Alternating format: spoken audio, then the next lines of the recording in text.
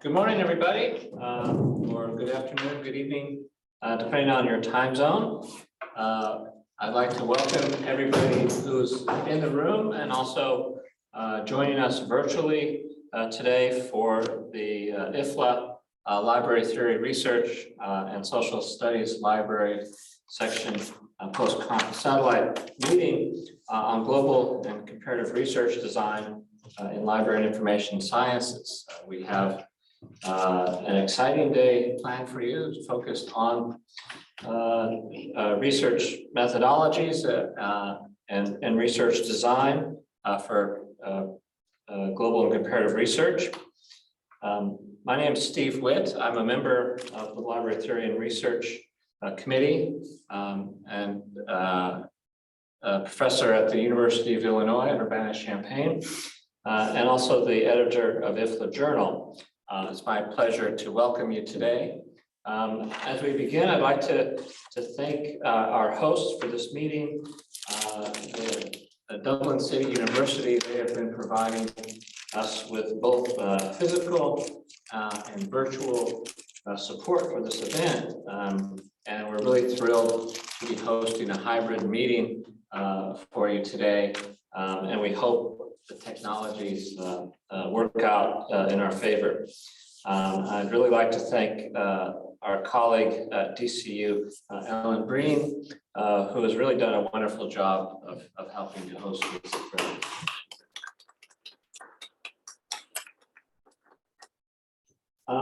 So today, schedule, we're starting the morning off with a keynote lecture from Dr. Peter Lohr. Then we'll take a short break. And after that break, we'll have another lecture. This is from Dr. Lynn Silipigni, Connaway. And Lynn will also be leading us in a breakout session to which both our virtual and in-person participants will be invited to join. The virtual participants will be online. And of course, the in-person will be here. We will send a link to a separate Zoom meeting for those breakout sessions. It will not take place in the webinar. So I'd like to introduce Dr. Lohr before he comes up and speak. Peter Johan Lohr has his doctorate as well as an honorary doctorate from the University of Pretoria. He was South Africa's first national librarian from 2000 to 2003, and also served as Secretary General of IFLA from 2005 to 2008. And from there, led an academic career with appointments both at University of Pretoria and later at University of Wisconsin, Milwaukee. He continues to be quite active and prolific in his scholarly pursuits, and most recently published an important volume of research that focuses on international and comparative librarianship, which was published by De Gruyter in 2019, and he's going to share with us his thoughts on international research. So thank you, Peter.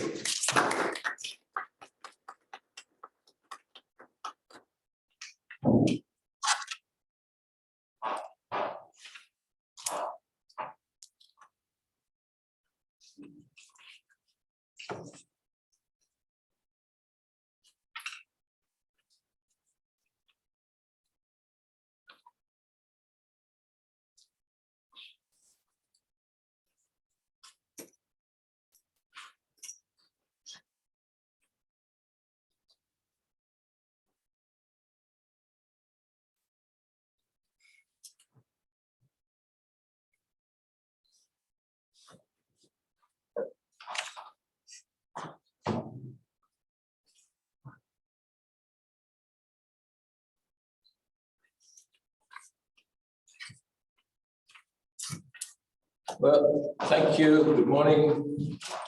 Thank you very much, Steve. It's a pleasure to be here. You mentioned exciting morning. Well, I would like to contribute to the excitement by using mountain biking as a framework for my presentation. I don't actually do mountain biking myself. I think I'm no longer quite up to it anymore, but I happen to live in an area which is highly favorable for mountain biking, and it's very popular. There's lots of mountain biking trails through the forests around Knysna. And so I thought I could use that as a metaphor for what I'd like to talk about. In any case, it's an eye-catching title. So roughly this is what I'd like to try and cover. And I've tried to fit it into the stages of a mountain biking experience. It doesn't quite work out like that, but here we have, then first of all, briefly, what do we mean by international and comparative research in library and information studies? Then the benefits or the value thereof for us.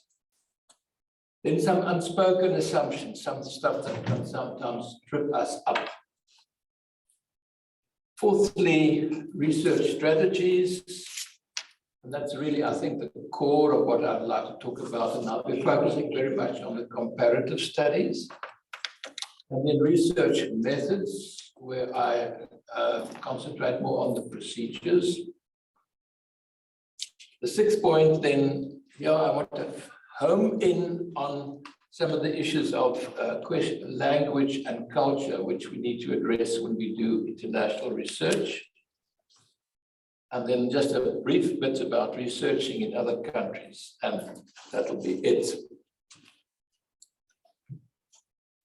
The map of the terrain, what do we mean by international and comparative research in LAS? And by the way, the background for this slide and other slides is actually a map of the Knysna area. We see all the little squiggles at the top of the screen are all the various mountain biking trails, and then you can see they follow contours. It's very rugged country.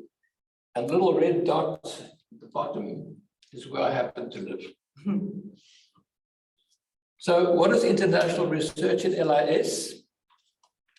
I think very often people think that research in any country other than your own is international LIS. So if an American goes to Albania and writes something about Albanian libraries, that's international LIS. Now, if an Albanian goes to America and writes something about America, is that also international LIS? I don't want to belabor that point, but I think there's a stricter, more narrow definition of what we mean by international research.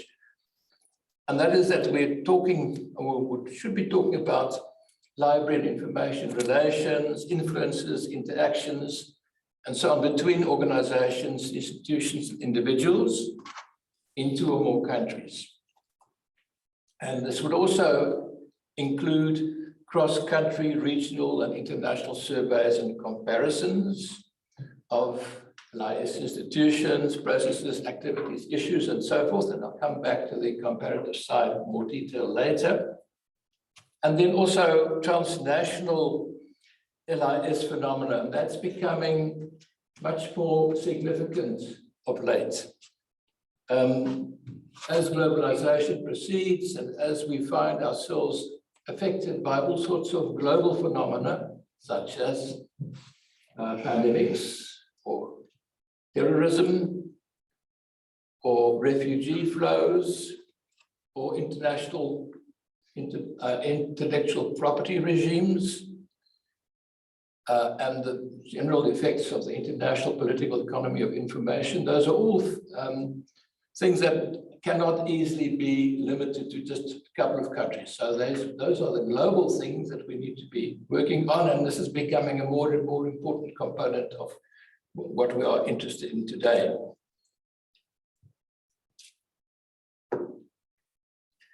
This little diagram indicates that international librarianship can comprise a whole lot of stuff, such as the foreign, when I was talking about an American going to Albania, that is what I would call foreign librarianship. There's descriptive and operational literature about interlending schemes and the like. There are single country studies, and there are international and regional surveys, and of that, a subset is what one might call scholarly studies that are undertaken in order to add, I think, our understanding of the world and to build theory. Comparative librarianship, actually, I suppose, could be the whole screen, because all science requires comparison. You can't do any science without that element of comparison. Just think of the 2-group or the 4-group design. I can't remember its name now, but a classical experimental design where you have control groups and pre-testing and post-testing and so forth. There are all such a lot of comparisons taking place in a design like that. So if you think that, if we talk of comparative librarianship, we can't necessarily talk about the whole of librarianship. And so we want to actually narrow it down a little bit. And the dark part in this Venn diagram is the scholarly studies in international and comparative librarianship. Now, I must say, when I looked at this again, I couldn't remember why there's an overlap in the one little circle. But don't worry about that. I don't think that is so critical. Let me then rather focus on what I understand by comparative librarianship. I think I would like to define it as studies of LIS phenomena across national, cultural, and societal environments. So if you were to compare something in French-speaking Canada with other states, provinces in the rest of Canada, that would also qualify, I think, for comparative LIS. But if you're going to compare cataloging processes of a public library and a university library in Toronto, but there's certainly comparison, but it's not comparative LIS. And I think it's very important to consider those in socio-political, economic, cultural, and ideological context, and focusing on underlying differences and similarities, and seeking to explain why things are different and gain understanding from why we see things being different. So the aim really, as in all science or scholarship, is theory building. And here we can see comparison is being used as an alternative to experimentation. I shall come back to comparison as an alternative to experimentation a little bit later. Of course, in practice, there's a huge amount of ad hoc and opportunistic comparison. You know, student comes from Lebanon to go and study at a university in the USA, and then the obvious thing to do is to compare libraries in Lebanon with those in the USA. What the value of that is debatable. It may have value depending on how it's done and whether the student is aware of the limitations. So my second chapter is just to reflect and to give ourselves good feelings about the healthy exercise that we're getting if we're going on a ride through the forests and mountains, and to look then at the benefits of international and comparative research in LIS, and also why this also relates to why people do this kind of research. Obviously, theory development and testing is important, but we also have what I've called ameliorative studies, which is where you are comparing two countries with a view to pointing out that you're not getting enough resources from your own government. So that's the opposite of bragging. It's actually showing how far behind you are and that something should be done about that because we are falling behind other countries. There's quite a lot of studies that are done with that motive. Of course, learning from others' successes and problems can be very informative. It can lead to what is called policy borrowing, or maybe more correctly, policy learning, where there are many pitfalls. One can't just simply transplant the policy from one country to another without taking contextual factors into account. Comparative studies may be undertaken in support of international collaboration and cooperation.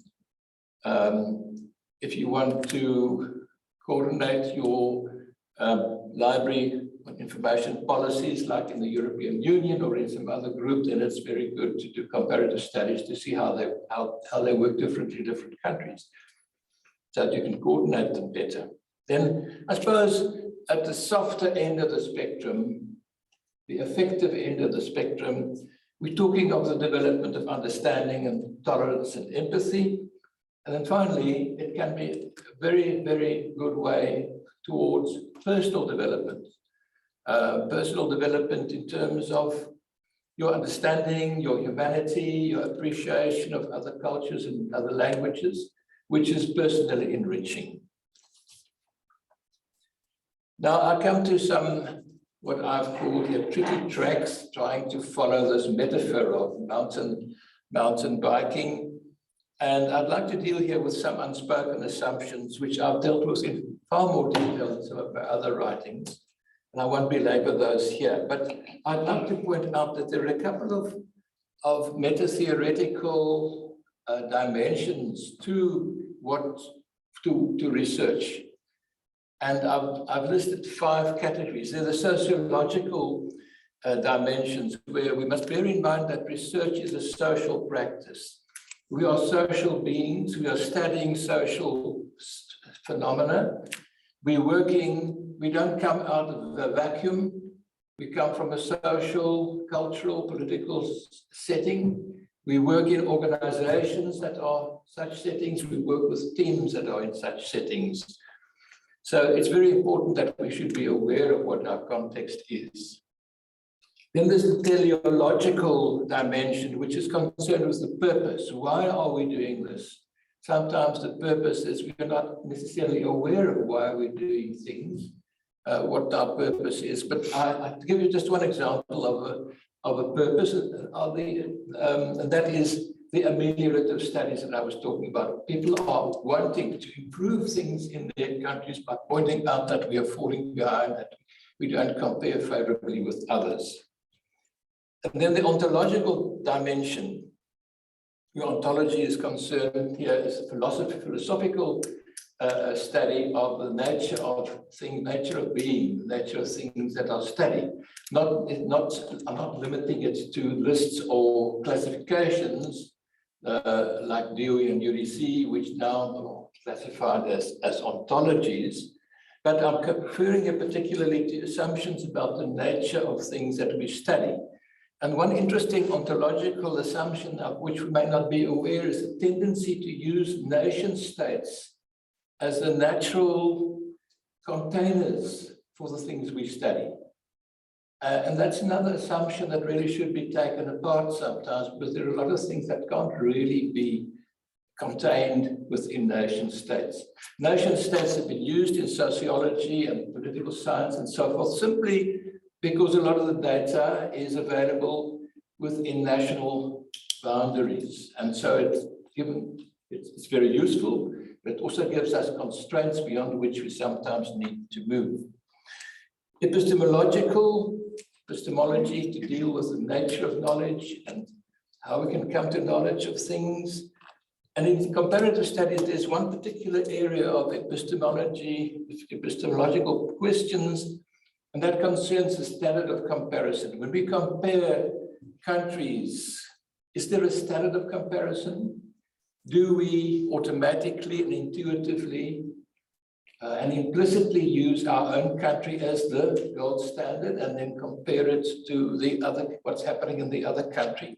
That's something that is very, very likely to happen, particularly if you come from a country which has worldwide dominance with a very big international influence.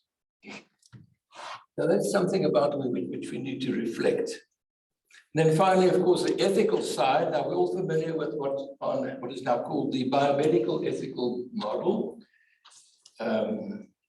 which is concerned with doing no harm, respecting the choice, the integrity of the subjects of research, and respecting their confidentiality, and doing research which is beneficial. I think if I'm mentioning some of the things that I was taught when the what's the research board of University of Wisconsin was trying to train all of us to be ethically responsible. The biomedical ethical model has been found to be very constrictive when it comes to qualitative research. Very problematic, and there have been quite a couple of qualitative researchers who've written very critically about it. But we certainly, all of us need to respect those basic tenets, I think. But in addition to that, and that's not the topic of my talk, is not to talk about that system as such, but to add to that, that there are always some additional aspects that pop up when you're doing cross-national and cross-cultural research, and particularly when you're doing it in a collaborative manner. For example, dealing with your research team, dealing with your research collaborators, giving proper recognition to people who are helping you in developing countries, for example. And then, of course, when you're publishing, giving recognition to your collaborators properly and giving back. There's often a complaint, a student comes from Britain or Germany or whatever, takes up a huge amount of time of his informants and of the community, goes back and does a PhD, so he gets his reward, but does he give anything back to the people whose time made all this and his help made all this possible? So those are some of the ethical dimensions. Let us look now at the research strategies. And now I come to the use of comparisons as substitutes for experiments. When we're dealing with complex living systems and when we're dealing with large macro-social units such as nations or tribes or peoples or language groups, experimentation in the sense of manipulating variables for formal hypothesis testing is not really possible. There are some alternatives. One of them is natural experiments. When a government does something which deals with a group in one way and deals with another similar or comparable group in another way, you can see what the effects are and you can compare them, but that doesn't often happen. Instead, comparisons of countries can help you sometimes if you are aware of the limitations of it. So what we want to try and do is then to determine whether a variable of interest or a predictor is associated with an outcome.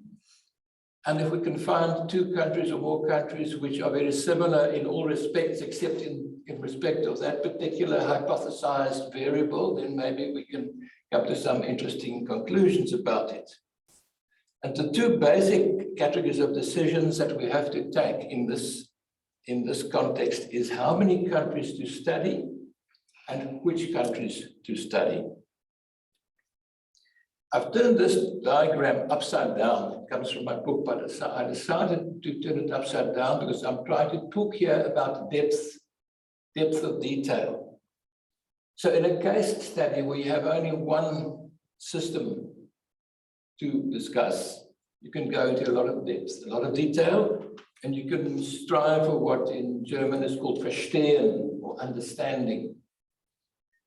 If you go on the other side of the spectrum to a study with many cases, many countries, standing here often for countries, you can't possibly obtain the same and deal with the same amount of detail as you would if you were doing a case study. So here you're looking for wider coverage. You want to try and reduce the complexity. You're striving for universality. With the small N studies, which are typically sort of around less than 20, but even better, less than 10, you're sort of halfway in between. That's where things get really interesting. So Charles Reagan was a very important writer on comparative social studies, distinguished between case-orientated and variable-orientated studies. So if you're going to emphasize the depth and understanding, you're thinking of case studies. Case-orientated, you're looking at deciphering the complexity of what is happening within that case. you're focusing on understanding, you're focusing on what is called thick description, lots of detail. It is typically qualitative, and we're looking at the multiple, something missing here. Of course, the screen doesn't, what is my term that I was using? Multiple conjectural causations. Don't worry, it's not so critical. Multiple, thank you. It's multiple conjectural causation. That means it's a variable isn't always pointing in the same direction. The same variable can be a cause and a result. And it can be a cause and a result depending on what other variables are. It's like the complexity of and the messiness of daily life, really. If you're going to a variable-orientated study, you're trying to eliminate rather than understand and untangle complexity. You'll be giving a thin description. You won't be giving a lot of detail in your description. You'll be making use of quantification, and it lends itself to testing formal quantitative testing of hypotheses. And the aim then is generalizability. You're trying to make general statements that are applicable to the whole population. And so this is the full spectrum, and somewhere in between these extremes, or at the extremes for that matter, your study will be designed. Now, I said that the second major decision is selecting countries, and that differs between large N studies with many countries and small N studies with few countries. In case of large N studies, you might think that the simplest thing is just to take a simple random sample of countries. It doesn't usually work. First of all, the universe is quite small. The UN has, I think, 193 member states. There's another 20 or 30 other states which are, or entities which are not part of the UN, but generally they are small populations, and that you're not going to be able to use them. So in many cases, the universe, first of all, is small, and then even fewer of those cases actually qualify. In many countries, they don't have the statistics, they don't have a working population register, or you can't find a suitable sampling frame, or their data is far too old. It's 10 or 15 years since they last produced the data. So very often, a lot of countries don't qualify for your study. So that in fact, it's very doubtful whether equal probability sampling is actually possible. And in many cases, the answer simply is to survey all the countries that qualify. When it comes to small N studies, what some comparativists call comparative strategies, as distinct from survey strategies, we usually make use of purposive sampling, which involves very careful selection of countries. And here I want to just have a little excursion into MSSD and MDSD designs.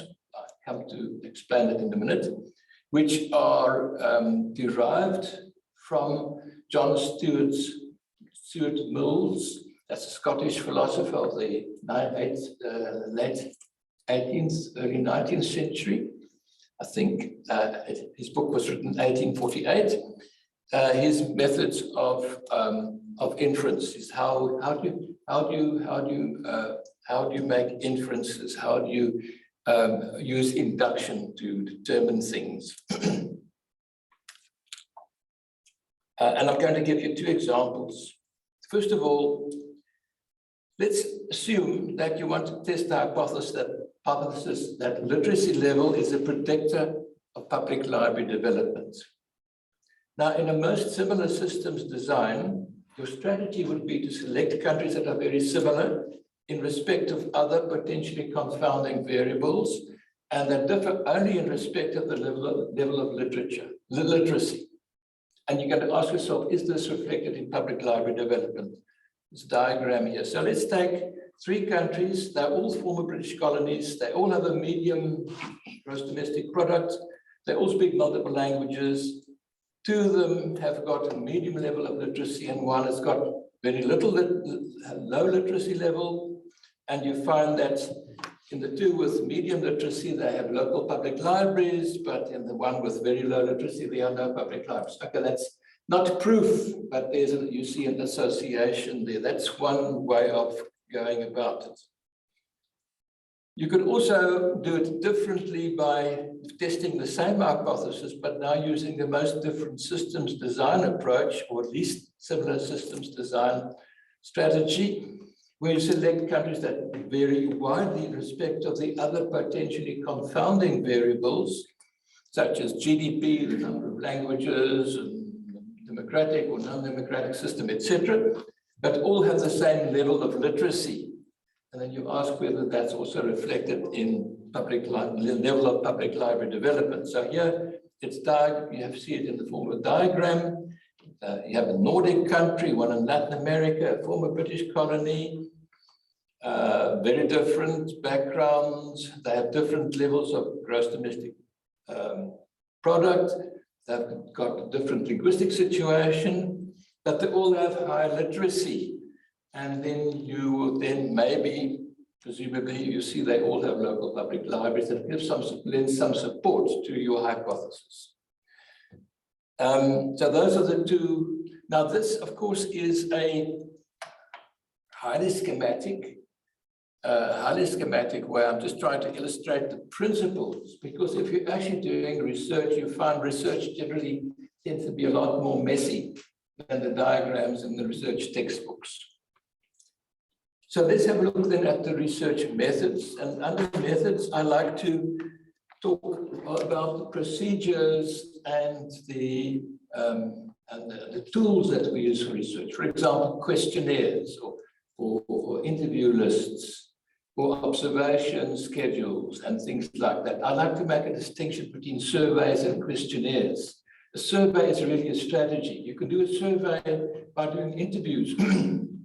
You can do a survey by observing.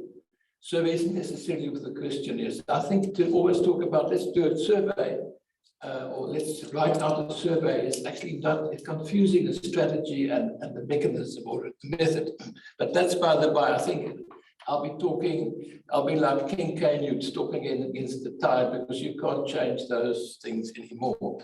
But so here I concentrate then on the procedures, the techniques, and the instruments. For example, the questionnaire survey, the interviews, and so forth. Now, of course, the general purpose LIS research methods are equally applicable in comparative research.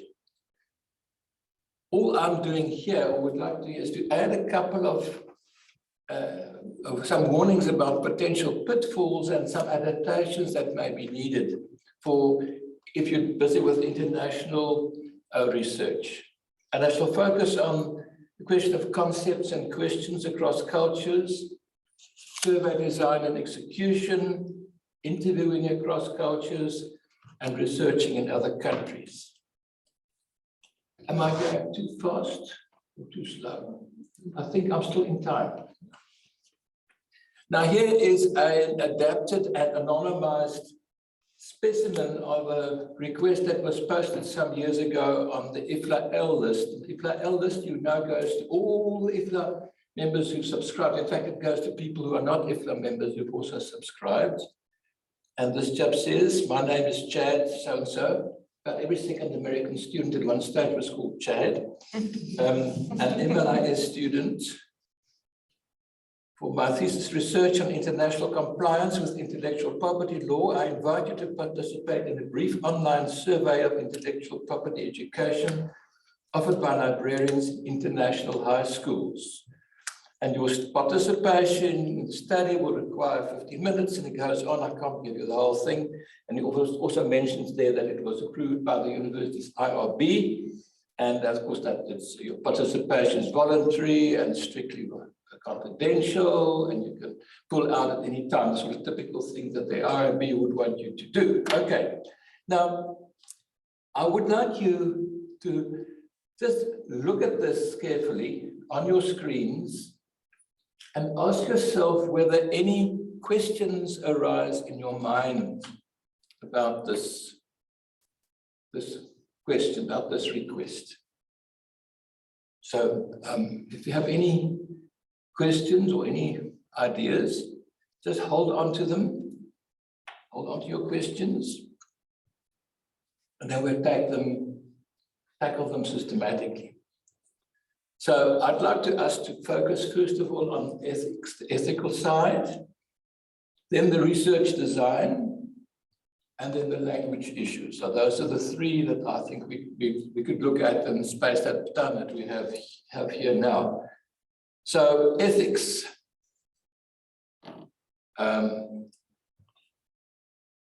Any questions from you? You notice that the IRB approved it, so it has been vetted. But I have a question about, is it the right thing to do to let an MLIS student loose on IFLA?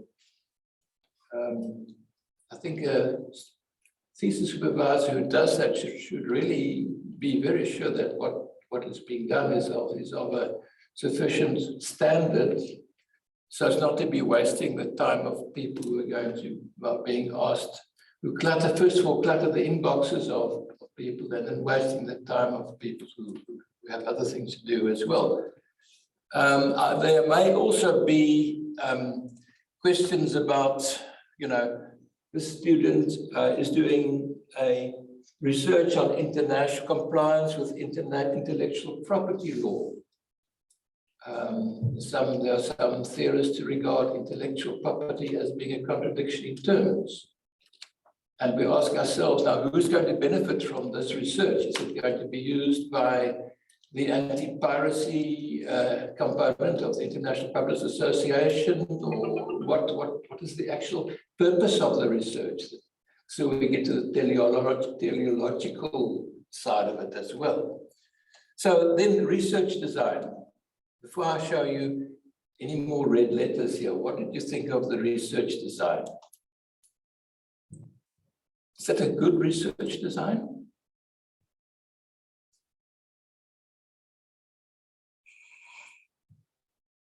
I see some doubts. I suppose the very fact that I'm asking this question raises doubts. And then language issues. Any ideas about the language issues? Well, there's that IOB abbreviation. That Would they know what IOB stands? would not know what it means. Yeah, that's right. And then a couple of other things as well. Okay, let you off the hook and give you some red letters here. First of all, I have a big problem with people who put questionnaires like that on a general purpose list, because who is your population? You don't know what the population is. The people who respond to this questionnaire will then often be regarded by the students as a sample. But they're certainly not an equal known probability sample by any means, because the respondents will be self-selected. And we don't know how qualified they are to respond. You may have people there who have a B in their bonnet, but they don't really know very much about the subject. But they're going to respond, and how can you evaluate their responses, especially if it's going to be an anonymous questionnaire, so you don't know where that person is coming from. So how generalizable would the results be? I think they wouldn't be generalizable at all. There must be better ways, I think, to try and get this information. So one of them would be to do a lot more spade work and get a list of library schools, or I think, was it in libraries? Anyway, get a list of institutions and take a random sample of those institutions and ask them the question, rather than to just throw it out onto IFLA list. Okay, now our language issues. We've got one already. Oh, I lost something here. Oh, yes, I wanted to, before I get to the language issues, I just wanted a little excursus into survey design and execution. I think it's very important to realize that our surveys, our research is heavily influenced by the administrative structures and the political and legal factors in the countries that are being discussed. For example, census data. The census systems in different countries are very variable. In many countries, there's a lot of guesswork involved. In many countries, it's very old. And this has also got very important implications for sampling frames. But you have to use, if you're doing comparative international research, you are forced to do equivalent research, use equivalent sampling frames, but not exactly the same sampling frames, because you will never be able to find, even between Britain and France, for example, the way the population is counted and the way the French researchers, the sampling frames that French researchers use are different from the sampling frames that you can use in the USA, for example. In the USA, you might have voting districts and things. In France, you'd have départements and different kinds of ways in which the population is clustered. Literacy and access, of course, is a factor in surveys. Nowadays, just about everybody has got a mobile phone. I notice in South Africa, even the unemployed men, the very tragic unemployed men sitting by the roadside hoping to get a job, they're using their cell phones. Everybody's got a smartphone now, so maybe we used to always criticize phone interviews because not many people, not everybody has a phone, but maybe that's changing now, I don't know. Then, of course, there are national traditions of survey research. A survey research team in France or in Romania or in the Netherlands or the USA will not operate in the same way. They will approach people differently, they will dress differently.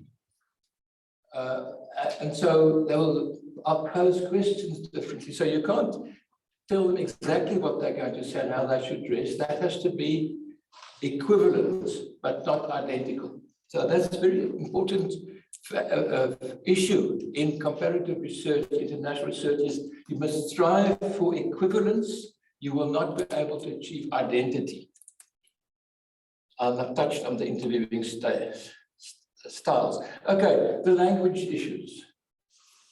If you're sitting in Germany or in Togo, what is an international high school? And for an American, an international high school is a high school in another country, a foreign high school. In fact, looking at this study, that was what was intended. It wasn't, I changed the topic. I didn't name the person, I changed the topic as well. But this person who thought that an international high school is just a high school in another country.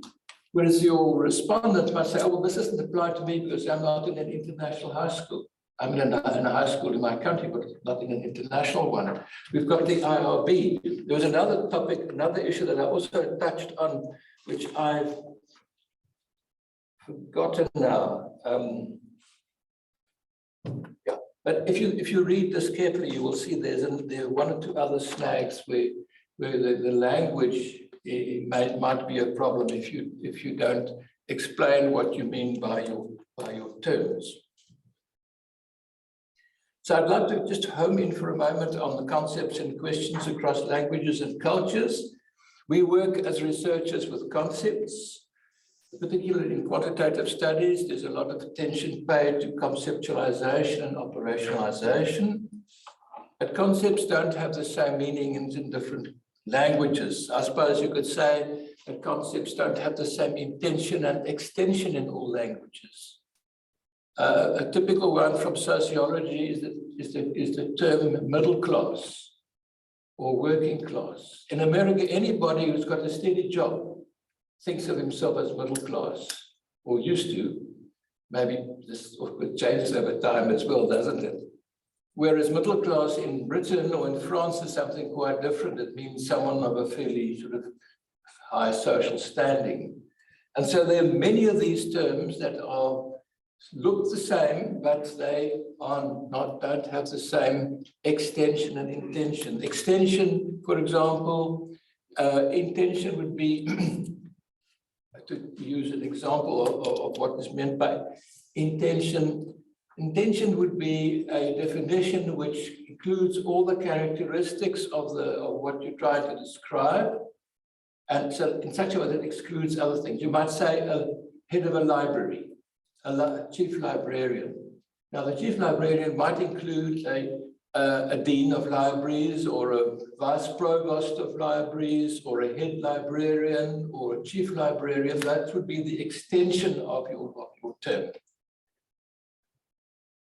What's very interesting when you start doing international research is how the various varieties of English are different. Now, when I went to India the first time, some librarians were proudly telling me how many lakhs they had. How many lakhs they've got, lakhs. You must always ask questions. You mustn't be too shy. I discovered only afterwards that a lakh is the Indian way of saying 100,000. So they don't talk about a million. They have 100,000, and then the next term is a crore, which is 10 million. That's the way the Indian, presumably it goes right back to the Sanskrit mathematics, but that's the way. So those are terms that are unfamiliar to you. Then you've got things that look very much the same, like tabling a motion. In standard international English, you table a motion, you put it on the table, you're going to discuss it. If in America, if you table a motion, you put it in the back burner, you don't want to discuss it. And then when my first day at the University of Wisconsin, I was given some stationery and I didn't see an eraser. I thought I need an eraser. I went to the office where the ladies are and dish out the station, asked for a rubber. A rubber means something quite different in America. So it was embarrassing. Talking a little bit about interviewing across cultures, there are issues about gaining access to the people you want to interview. And gaining access to the people that you interview are actually matters of your credibility, and legitimacy in the eyes of the people that with whom you want to be your informants. When it comes to the informants, you are concerned with their authenticity, their credibility, which you can't always take for granted. In many societies, people who are important in various ways or have more senior positions will come to the fore as your informants, whereas people maybe who you should be talking to don't come to the fore. And then in many cases, you need to use interpreters because you will not be able to speak all the languages. The interpreters are a powerful source of bias.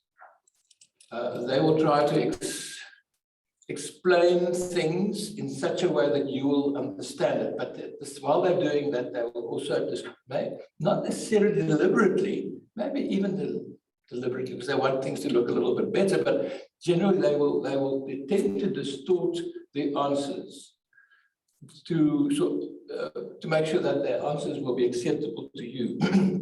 So cultural sensitivity is incredibly important. I see a lot has been written now about cultural humility as well. Boils it down to much the same thing. The basic thing for me in international and comparative librarianship is to be humble, to realize that other people are of equal value, other societies are of equal value to your own, and that your own things that you are used to are not necessarily the gold standard. That you shouldn't expect it always to be exactly the same. Then there's such a thing as courtesy bias, where people don't like to contradict. If you're interviewing people, they don't like to contradict you, don't want to say things that might embarrass you or make you feel small. So there's this, called sociologists call this courtesy bias. And when you're interviewing, you need to pay particular attention to things that are not said. I mean, that's, of course, in any detective work, really very critical. And how not to phrase questions. Never ask a question which begs the answer. So, does your library open on a Saturday? That's not a good thing. People don't like to say no. Interviewees will try to avoid saying no. And if you must, in Africa either, does this road lead to the village? It's not a good thing because they will not want to contradict you. It's better to say, where does this road go to? Make questions open. Who may speak? In many communities, only senior people may speak. An interesting example of this happened at a university in South Africa, which was a new university, and they opened it up to government officials who had never had the opportunity to do a bachelor's degree. They were all stout members of the middle-aged males, and they were put in the classes together with a whole lot of freshmen. And the teacher I spoke to was really puzzled. She couldn't get any discussion going on in this group. And the reason was it's extremely rude in that culture for young people to speak in front of older people. So everybody shut up.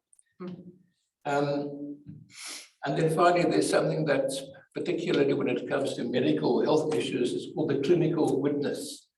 Where if you want to interview a woman, for example, about anything to do with, well, sex and childbearing and so forth, you can't speak to the woman herself. You have to speak to the husband, and the husband will answer on behalf of the woman. Or the husband will be there listening, or some senior person in the community will be there. They refer to this as the clinical witness, which has an impact, of course, on the answers that you'll get. Now, I don't suppose in library and information science we're going to be quite as cast those embarrassing questions, but it's good to be aware of those factors. And it's, of course, what makes it fascinating to do this research. And here I want to refer to a series of books, which is highly popular, particularly if you're traveling on a long flight and you want something light and amusing. That's Alexander McCall Smith's books in the Ramotswe series. We started with number 1, the Ladies Detective Agency, and her procedure of asking questions gently is shows a lot of cultural sensitivity, and it's a good example to follow. Okay, then briefly, researching in other countries. I think it's very important to do your homework. I was taken on a government-funded mission from South Africa to Egypt some time ago, in terms of a memorandum of understanding on cultural matters between South Africa and Egypt. And I'm afraid the people who organized that were not very aware of what Egypt was about, because they organized for us to arrive there on a Thursday evening, and they hadn't realized that a Friday is for Muslims is a holy day. There's not much going on. Even in fact, even on the Thursday afternoon, people seem to disappear, and then they come back again on Saturday. So that was, we wasted a lot of government money, and we didn't really get to see very much. They also hadn't made appointments before the time with the appropriate people. So you really have to do your homework. If you're going to go to another country, you need to really, first of all, you should do a literature search and read up about the country. You must also identify the libraries and the archives, make sure that you will be admitted to them, arrange access.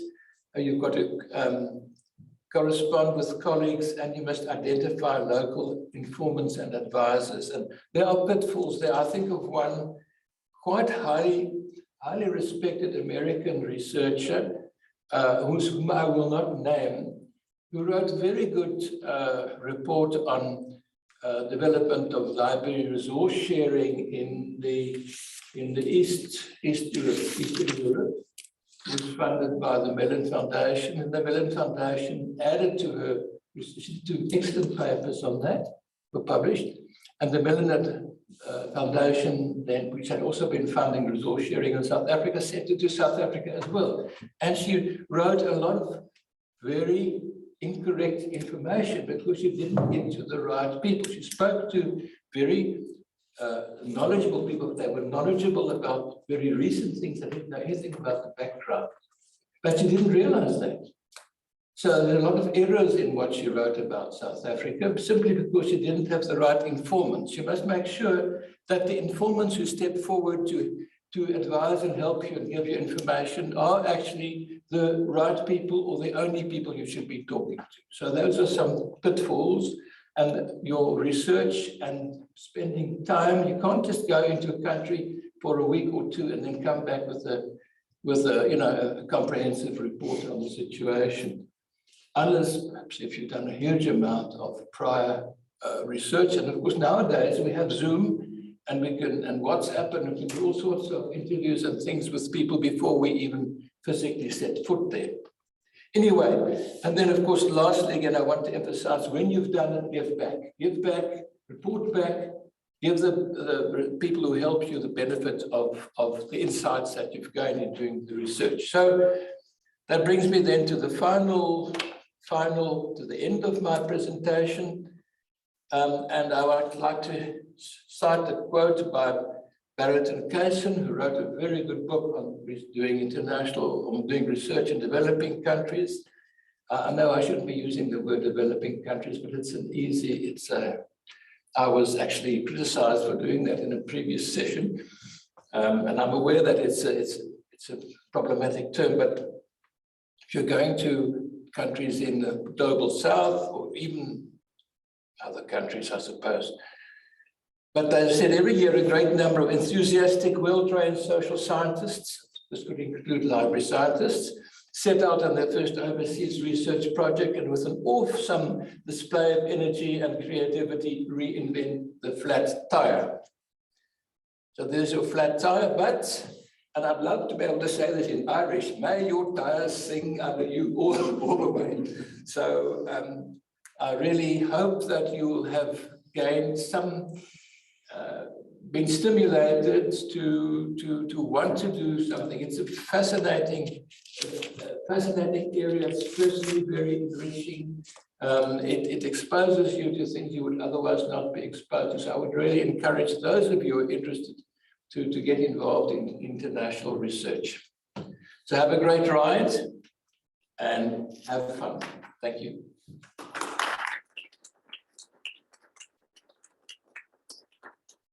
We have time for questions. Yeah, there is. By the way, there's a handout with a list of sources. My book, which I have the temerity to put up here, has about the third part of the book is about 200 pages about research method, international research method, and there's a huge bibliography. I've got about 2,000 references in the bibliography. There's a lot more information for you if you want it. And I think this paper is going to be available on somewhere on. Yes, we can post it into the IFLA library, Yeah. and then this presentation is Yes. recorded. Yeah. Okay, I'm careful. There's one question right now in the online session. A participant asks about the impact of using one language versus multiple languages, and how that could yield different results, and how you control for that. That's a lovely area for discussion. I think of what they call the transatlantic questionnaires. After the Second World War, a lot of American researchers compiled questionnaires and had them translated, and then had those questionnaires administered in foreign countries. The results were not that great because the language was right, but they had not understood the contextual factors. So it's actually, if you're going to do something involving many countries, it's really important to have a collaborative team with members who speak those different languages. And then, of course, there's a lot written about translation and back translation. The concept of back translation is that you write a thing in English, and then someone translates it into Spanish, and then someone else translates the Spanish back into English, and you see to what extent the two match. Of course, it can sometimes have hilarious results, like the American Life, Liberty, and the Pursuit of Happiness was back translated from Russian as liberty promotes lustful living. That's a classic sort of ornery chestnut, that one. But yes, it is really ideal. Of course, you should understand the languages.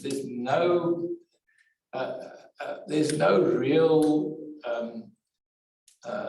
substitute for speaking multiple languages yourself. The more languages you speak, Goethe said, the more you are human. With every language you speak, you are more human. So I think multiple languages, but of course, it's impossible for a researcher to master all those languages. In that case, it's good to have collaborators who are native speakers of the language, and to really collaborate with them and make sure that they fully understand what they're translating and what they're doing.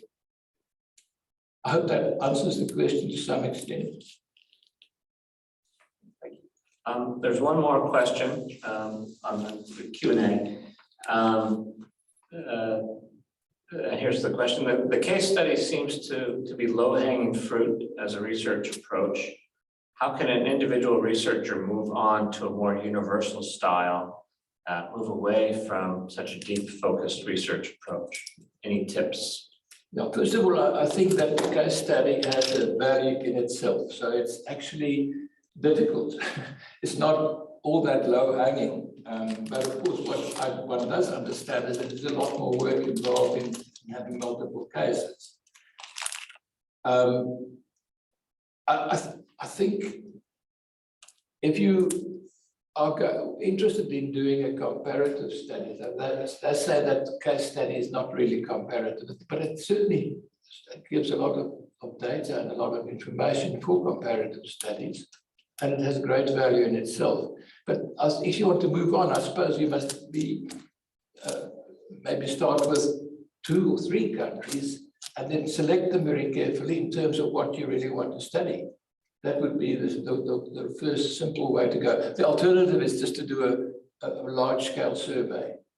But then, again, you really need to go beyond the use of English. You need to get a team of collaborators. And when you get people to help you in other countries, you give them proper recognition in the authorship of the resulting publications. And really involve them in the decision making, because then you're going to get, usually it's more difficult, it takes more time, but it will give you a better result.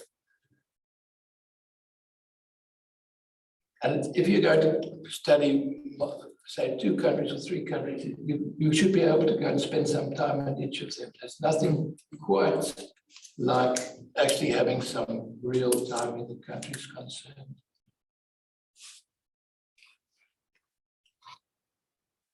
Yes, Mark. So one of the big aha moments for me in the presentation was when you talked about study design, going for study design being equivalent, not necessarily identical. Yeah. For me, that was like oh man, that makes a lot of sense. But I'm wondering, as a researcher who's working across cultures, when can you feel confident that you've reached equivalent when you're not in that identical state? Yeah, well, I think that's pretty difficult. But on the other hand, if you are using an identical questionnaire, you're also not certain that you're going to have decent results. So I think you would need to really have discussion partners, to ideally people to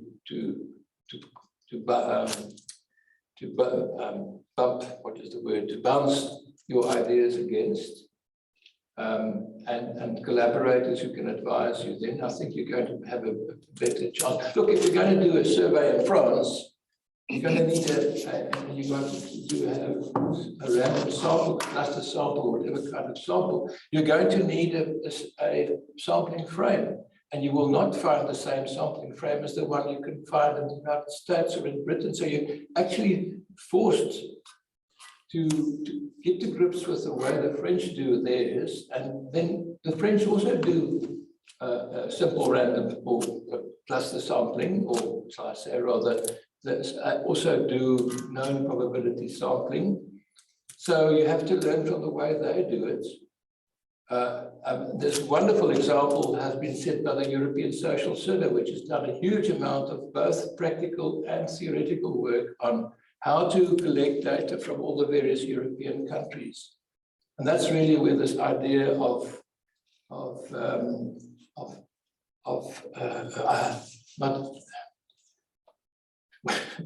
my memory lets me down now, but that you can't have identity. You can have equivalence, but you must strive for equivalence, because you can't achieve identity in your instruments, in your survey or in your interview process. And so you must strive for equivalence. But these things all they require you to engage with tough questions. You know, there are no easy answers to a lot of them. But that's where the fun comes in. You know, the fun of a mountain bike ride and a challenging terrain. When you actually get to the end, you have a real feeling of satisfaction. Another question from online. This has to do more perhaps with the background literature review or exploratory research. What do you think about international databases like Web of Science and Scopus? And how can they show good results for non-English journals or articles, especially when you're doing comparative research and want to know what's happening in the profession or what questions are being dealt with in a region? Can we trust them or trust their metrics in this context? I don't trust any metrics, but I'm very skeptical of metrics. Look, they are biased towards, I mean, science and scholarship are dominated by the Anglo-American group, which is a great pity, because if you start digging a little bit, you'll find so much more. I can read Italian. Once I started getting involved after the Milan conference, I was made an honorary member of the Italian Library Association. I received their journals and I read them slowly, but I can read them. And I've just my mind been blown by the fascinating Italian literature, which is completely inaccessible to us most of us who don't speak Italian. The same goes for Spanish and German and French, but Italian in particular. So I suppose the best thing to do is to do your literature search in that language. And then maybe if you could have the terms, the ones you need, using that language, you might get more. And also, if you can find a source document, use the Google Scholar to find documents that's cited. You can use those kind of approaches. But you're going to have more difficulty getting stuff in Spanish and Italian than you're going to have getting material in English, inevitably. Some knowledge of the language concerned is really helpful.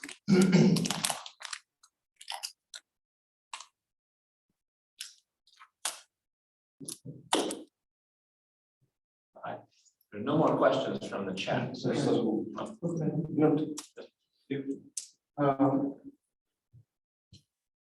of the other questions I had, and this is maybe going back more towards, and maybe it's even kind of outside the scope, but a lot of this, seems to be coming from a sociology, international and comparative education framework and kind of theory.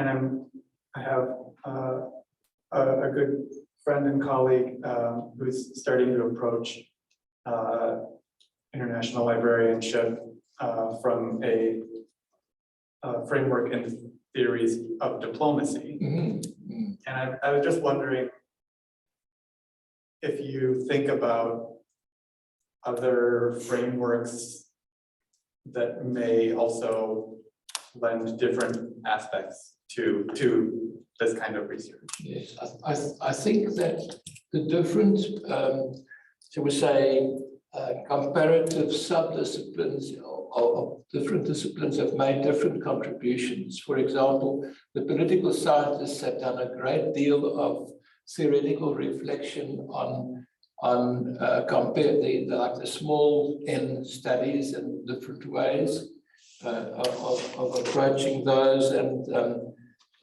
Charles Reagan, I don't know whether he's a political scientist or a sociologist, he made a huge contribution. By the way, he's also devised a system which is halfway in between, which is qualitative comparative analysis, or QCA, which uses fuzzy sets and Boolean algebra to actually bridge the gap, where you can still have a large number of cases and also get the detailed inputs that you would get with a case-oriented studies. But I'm digressing a little bit.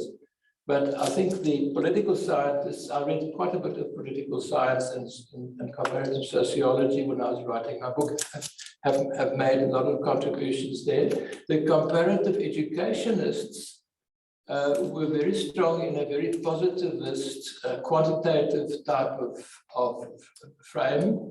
That has sort of gone out of fashion now. And in comparative education, they're putting a lot more emphasis now on policy borrowing, on innovation policy borrowing. So they haven't been, as far as I can see, doing quite as much research on the actual research methodology, except some work in German by Schreiber, Joachim Schreiber, but it's very theoretical and very tough German to read.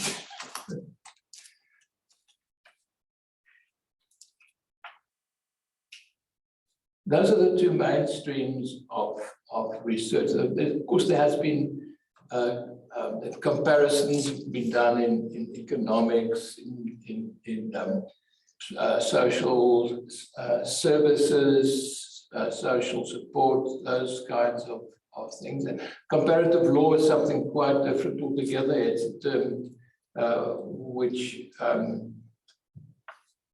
quite a contested term, actually, what comparative law actually is. That hasn't been very useful. I didn't find that very useful. It's found it rather weird. Yes. I want to ask if exists, and I don't know if exists an instrument, an IFLA instrument like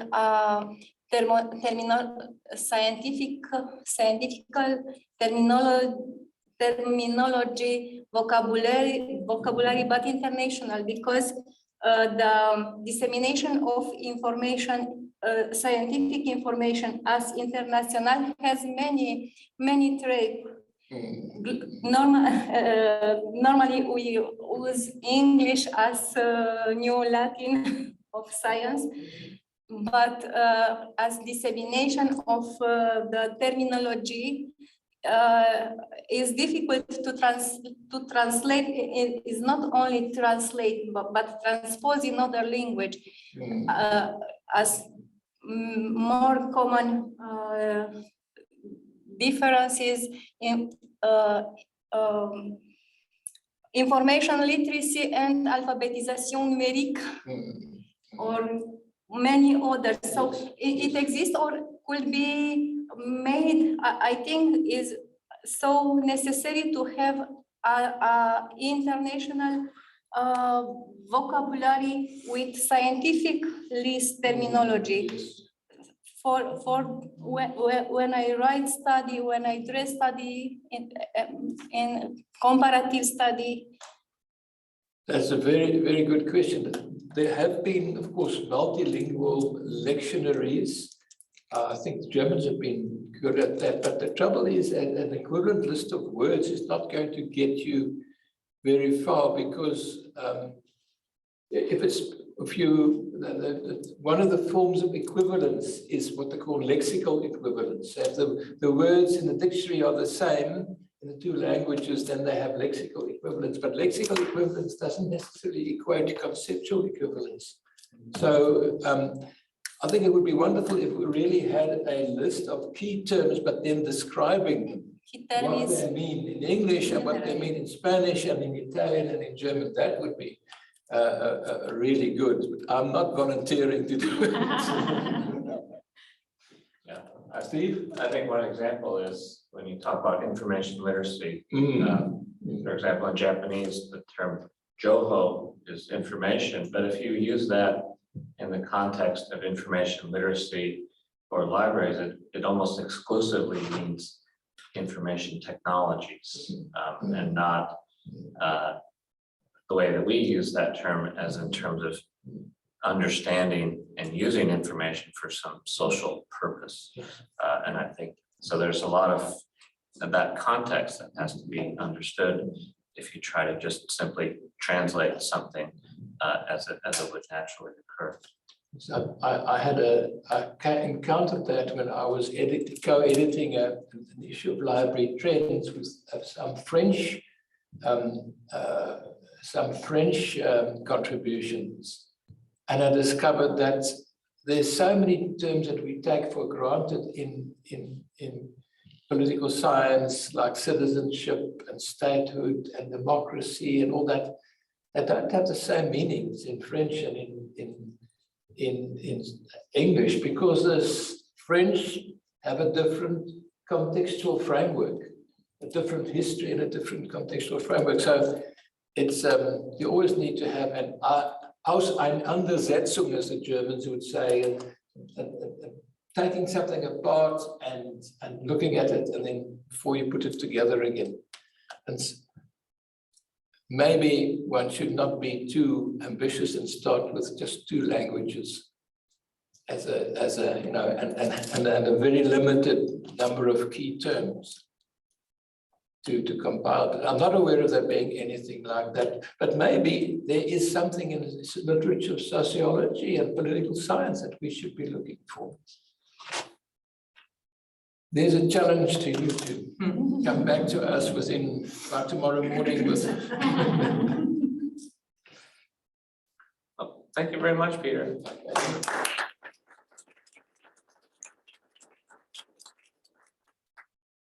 Did you all get a copy of this handout? Oh, yeah, we could distribute that.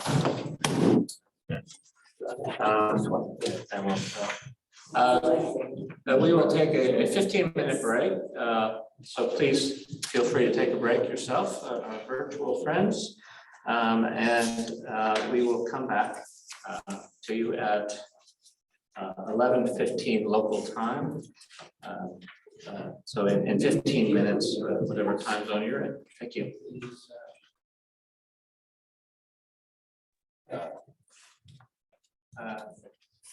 I hope you've had a nice break and are ready for our next session. So my pleasure to introduce Lynn Silipigni Connaway, who is the Director of Library Trends and User Research at OCLC Research. She's past president of the Association for Information Science and Technology, past chair of the Association of College and Research Libraries, Value of Academic Libraries Committee, and recipient of the ACES and T 2019 Watson Davis Award. And she's also the author of the Basic Research Methods for Librarians, which is now in its 7th edition, and that provides an excellent research methods for library and information science platform. So without further ado, I'd like to invite Lynn to address us on formulating research questions and selecting your data collection tools.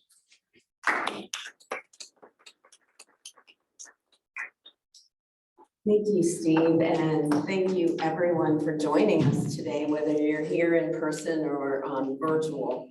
Hopefully, I will keep your attention and keep you awake. We're going to have some breaks in between, some group work.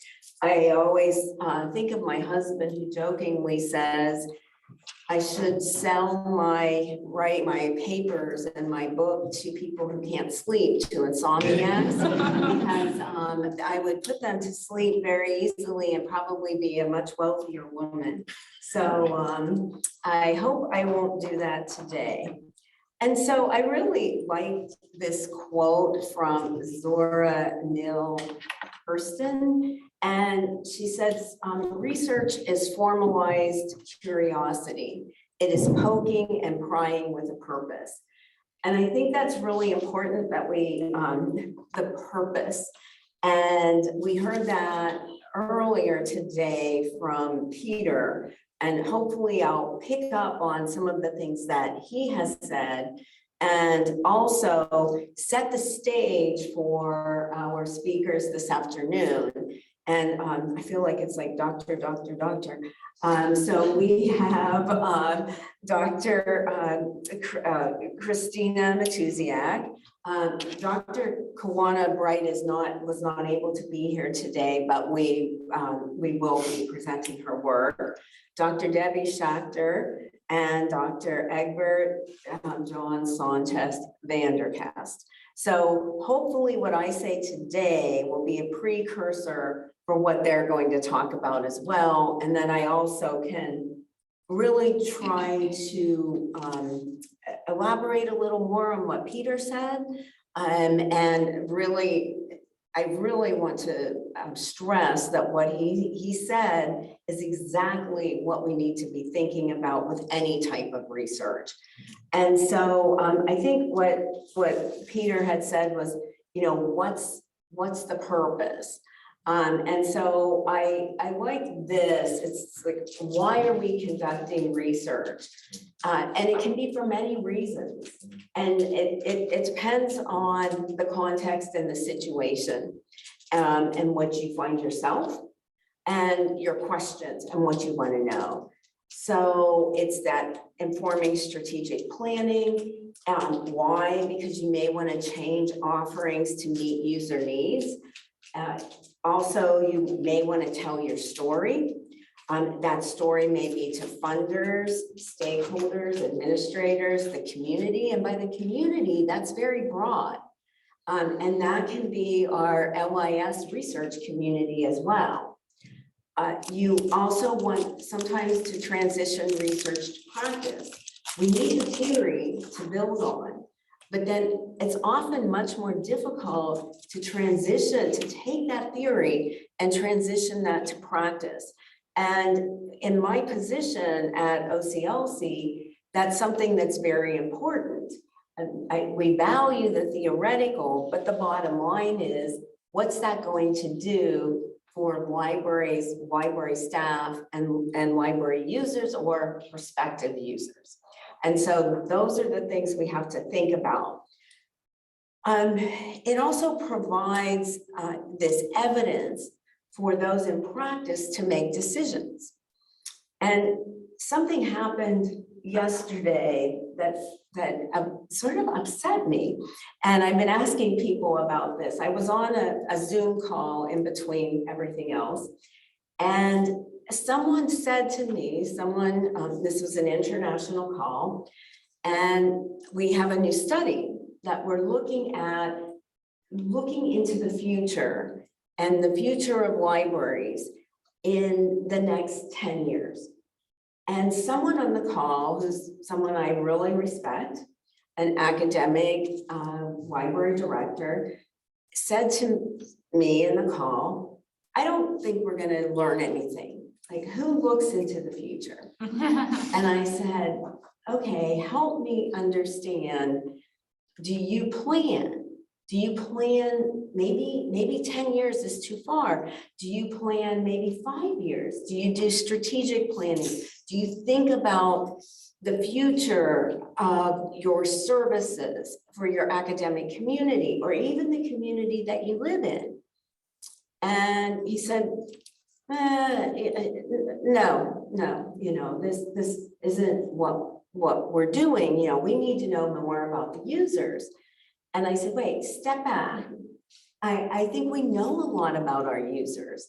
And I said, I'll tell you, number one is that users' expectations for our library offerings are based on what they get in their everyday lives.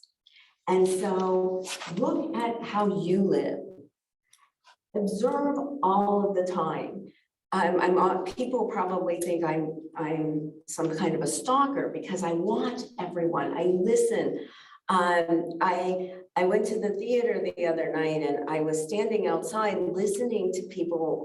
I was going at a different time, and I was standing outside of the theater and listening to people talk about the performance. And so I started texting my friends and saying, this is what they're saying as they're coming out of the theater. So observe. Think about your life and how you live, and that could help you plan for the future. So I've been asking all of my colleagues and friends, do you think about planning for the future for your library, for your institution? Am I off base on this? And I don't think so. But I really think that we have to not be as reactive as we have been and be more proactive. And thank you. Somebody agrees.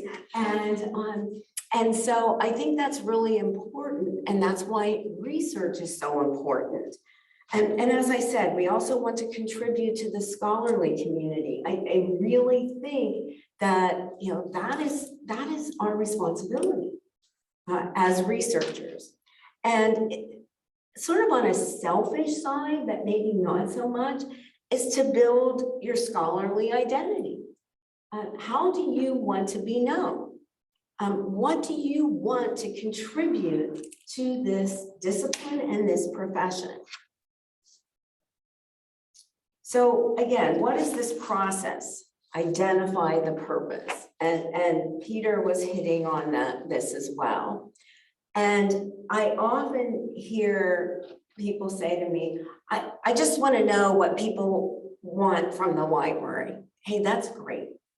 But I think you know what people want from the library. And I think you know how some people use the library. You don't know everything, but you do have some information.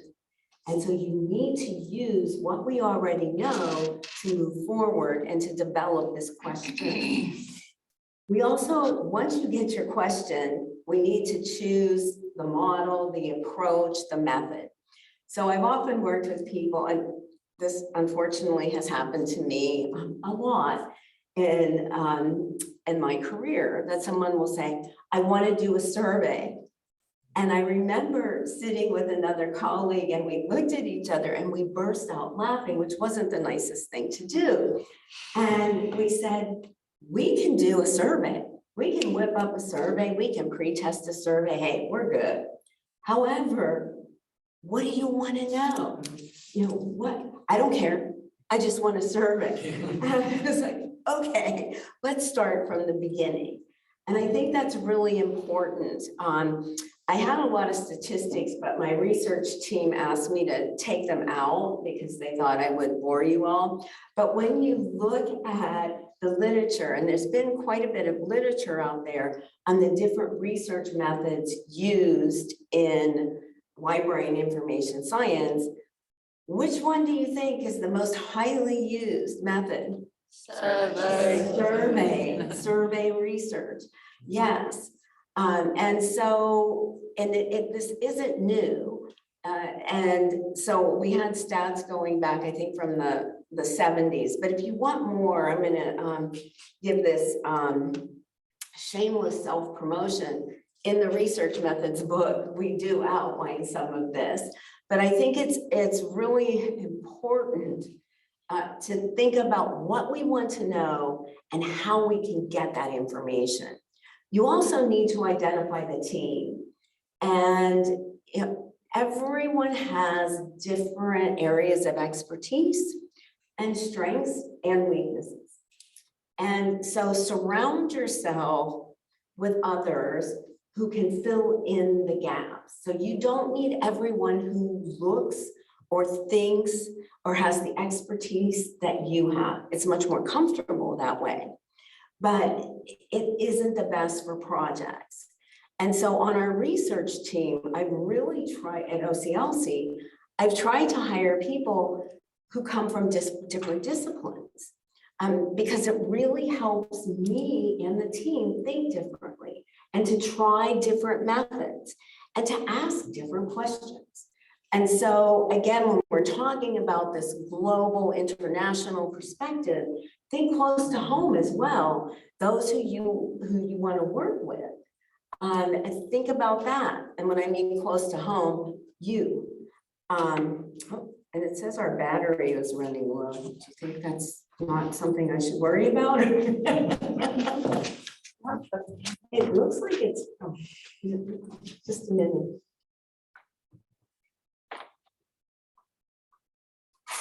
Oh. It's not connected.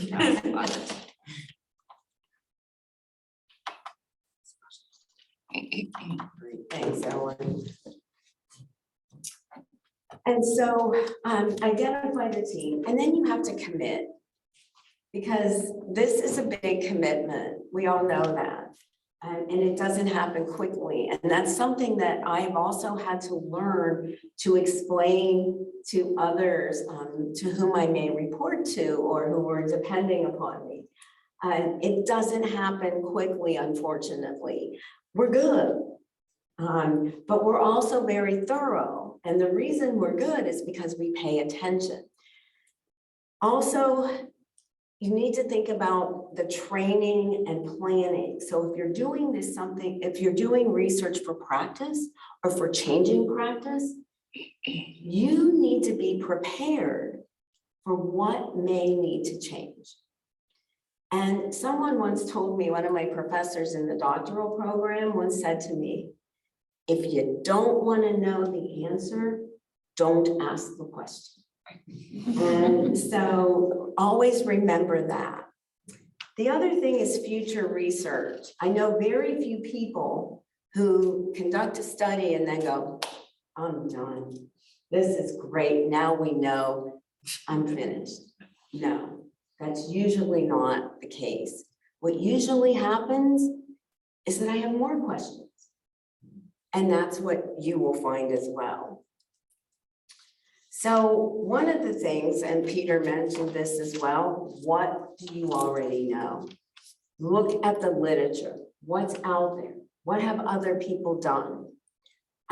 It really worries me when I see people reinventing the wheel. And so when I'm asked to review papers, and I see that people are starting from scratch with some kind of a survey, or qualitative research questions like for interviews or focus group interviews. And I know that there are others out there who have done this and who have shared their questions, their surveys. And I always say, look at this. And I think that's one of the flaws in LIS research, is that we don't look back and we don't try to use what others have done so that we can build on this, build on our research, build on this knowledge. And so I really want to stress that it's not being lazy and it is not stealing. And Peter mentioned, you need to give others that you need to let everyone know that you're using others' work. So you cite them, you reference them, you give them the credit, but it's okay. I think we should do more of that and use what others have done. And then again, what do you want to know? What's your problem? What's your question?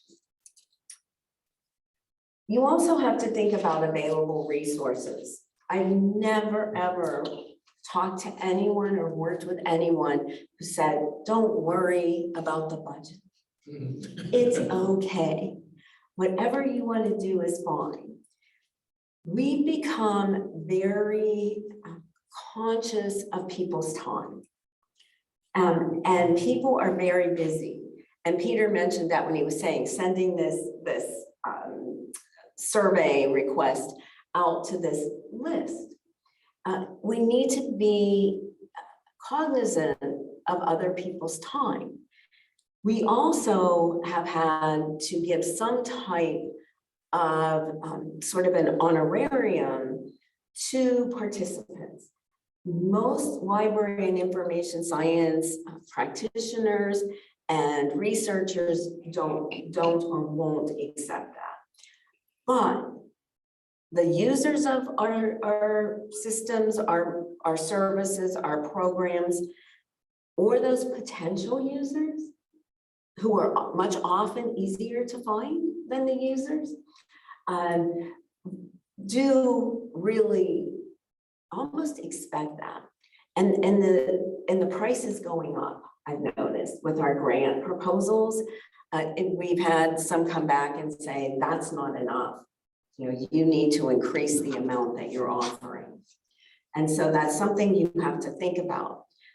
Just because you have people on the research team or the staff, that doesn't mean that they're free either.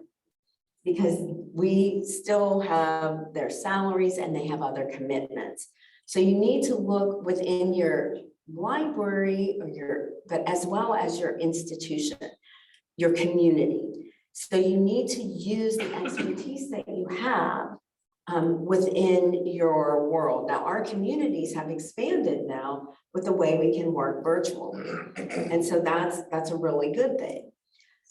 Sometimes people hire outside consultants. We have never had that opportunity. We've been asked to be consultants, which we have done. But that's another option if you don't have that expertise in-house. And as I said, look at other organizational resources. So if you're in an academic community, you have researchers in other departments, you have statisticians. If you're not a statistician, work with another person. And often if they're on a faculty, they want publications. And often having publications outside of their discipline is something that is rewarding for them. So be creative. And again, remember your communities, their needs, and their demands. So now I want to focus on a good question. So you really need to focus. And so you need a question that has a purpose, that's very objective. One question that somebody once said, I want to know why people don't use the library. Well, right there, you're implying that people don't use the library. Okay, we know some people don't use the library, maybe not in person, but are they using it in another way and not even know that they're using our sources? Why? Because we're so good at what we do and we don't promote or advertise what we do. And so, don't go into a question with an assumption. You need hypotheses if you're doing quantitative research, but don't go in with having your mindset on this is what I'm going to learn or no. Don't make it too easy, but don't make it too hard. And I tend to lean on the side that I always want to do something that's really hard to answer. Don't do that. Work through it and make sure that you get it down to something that is answerable. Make sure that your question hasn't been answered completely before for the context that you're interested in. So that's something that can save you a lot of time. You want to write the question so it's very clear, focused, yet it's specific. You don't want a fishing expedition. There is exploratory research, and that's great, but you also have to be focused and make sure it's measurable in some way. So this is the question that I get quite a lot because I do a lot of user studies. So, how are people using the library? And so based on this, and you need to be thinking about something more specific. And so you can start to work down. And so these are some of the actual research questions that we've gotten from individuals who we've worked with. So one question that can be more specific is, what problems do instructors want library instruction to solve or to help with? Because we hear a lot about library instruction. What do library users do when searches don't result in fulfillment? We hear that a lot, especially at OCLC. What happens when someone is trying to find information? They find information, but they can't get the information. What happens then? What types of information needs lead people to use library collections? Because we have learned in previous research that individuals most often go where first? Where do you think they go first? Professor Google. There you go, Google. And I have quotes that say, I trust Google before I trust a librarian. I mean, I have quotes saying that. And so, yes, people go to Google. How many of us do that? I do. Yeah, yeah, every day. And Alexa, she's not as bright as I would like her to be, but that's what I do. I've noticed now that I'm not home, every morning I get up and say, Alexa, what's the time? What's the temperature? I ask her questions, and I don't have that. I guess I could if I wanted to do it on my phone. Another one is, where do library resources fit in people's information seeking process? So that's going to, where do they go? Google. Do you know where the second place most people go? Peers. Yeah, people, other people. It can be family members. It can be their peers, their colleagues. It can be their instructors, their tutors, their professors, their teachers. And sometimes librarians as well, if they have established a relationship with someone in the library, that's another thing. I was interviewing individual interviews, and it was an undergraduate student. And this interview went on for an hour and a half, almost 2 hours. And he kept talking about the lady in the library. And I was about at my wit's end. And I finally said, you mean the librarian, which you never do as an interviewer. And he looked at me and he said, no, I don't. I mean the lady in the library. And so it was like, well, he told me, and I should never have done that. And so you really need to understand that as well, is that people form relationships and they feel comfortable going to them. I'm picking on my husband today, but he said to me, he said, I never ever went into a library until I met you. And I only went in to get you to go to lunch. And I said, where did you get your information? And he said, newspapers, television, other people, books. He said, but I never thought of going to a library. And I don't think he's unusual. He said, now I just go to you and you get whatever I need. But I don't think that's unusual. Another question that comes up a lot is, how do people use different spaces in the library? And these are questions that are answerable. And then this is the one I was focusing on. Do first generation undergraduate students use library reference services? And if so, do they prefer the virtual or the face-to-face? And so by this, we mean they're the first generation of undergraduate students so their parents who have gone to college. So their parents have not been able to go to college. And so this is something that is very clear, focused, that we can address. Now we're going to break into sessions, and I'm going to let Steve explain this because I think it's too complicated for me.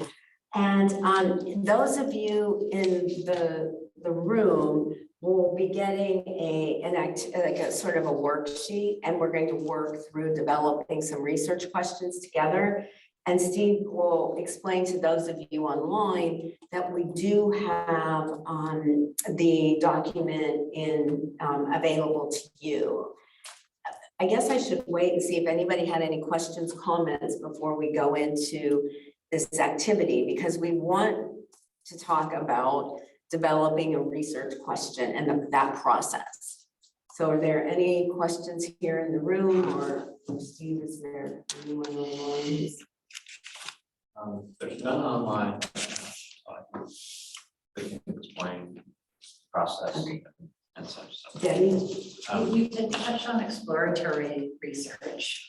So if you're not absolutely sure what question to ask, is, which you mentioned briefly, how you might be able to do something to identify how to narrow.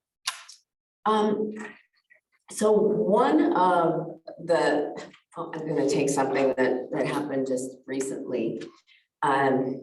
During the pandemic, we were wondering what was happening within libraries, and we did not know. This was in the very beginning, so there wasn't a lot out there.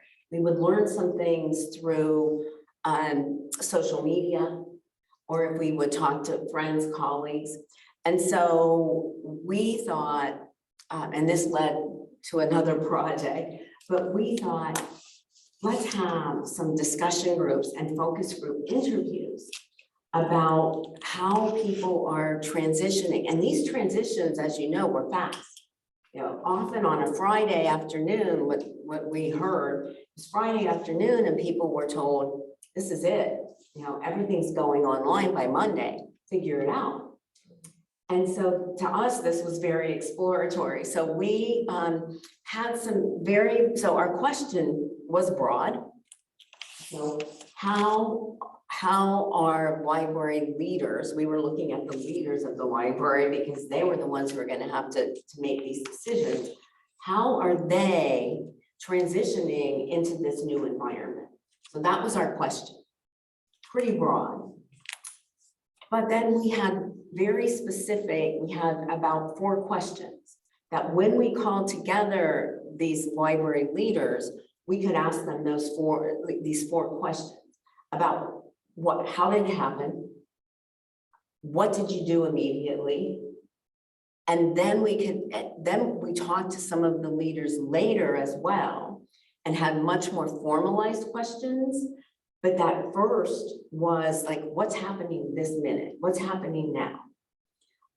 Then as we moved to people transitioning more into this, and we had those more formalized questions, and we could get data online about their regions, their countries, their institutions, about when they closed, if they were still closed, if staff were working on campuses, or in the public libraries, or if they were all virtual. Once we got all of that information, then we moved into individual interviews with very specific questions about moving forward. Did that answer it? Thank you. Any other questions? We also did that with virtual reference. We were doing focus group interviews because it was in the beginning of virtual reference. And people were saying, this is never going to work. We don't have the staff. And then what we also found is sometimes if people weren't good face-to-face answering questions or relating to people, they would be put in the virtual environment, which maybe wasn't the best way for them to relate to people either. And so we did not know a lot about it. And so that was very exploratory. And so we talked to actual librarians who, again, focus group interviews to start out, who were thrown into virtual reference. And it was very broad again, like, how did you get into this? Who decided? How did you cope with this? So it was very broad, and then we narrowed it down so that we could do a broader online survey. And then we also did that with users of virtual reference, and then those potential users of virtual reference, where we had to put up little signs in supermarkets and things for people to talk to us. But that was very exploratory in the beginning.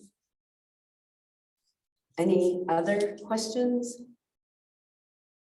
All right, I'm going to turn it over to you, Steve. this works. Okay, so we are going to move into our breakout session. How long, when do we have for this? The first one is 10 minutes. It's 10 minutes. It's a 10-minute breakout. I sent through the chat to everybody a link to a Zoom meeting.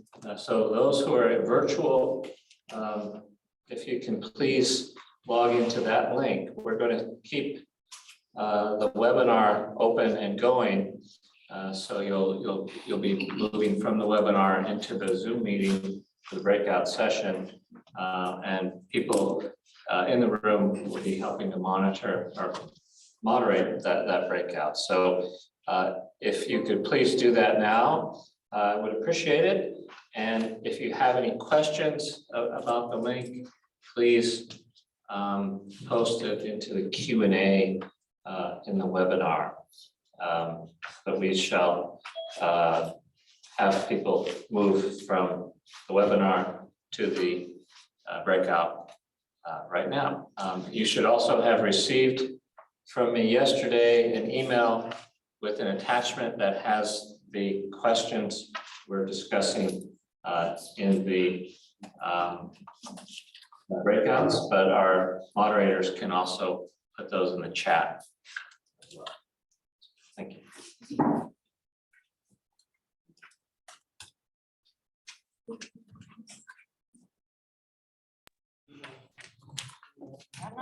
Good afternoon, everybody. Oh, thank you. And welcome back after our 1 hour break. That's right. Hope you're relaxed and ready for the rest of the afternoon. I'd like to welcome back Lynn, who will finish her presentation.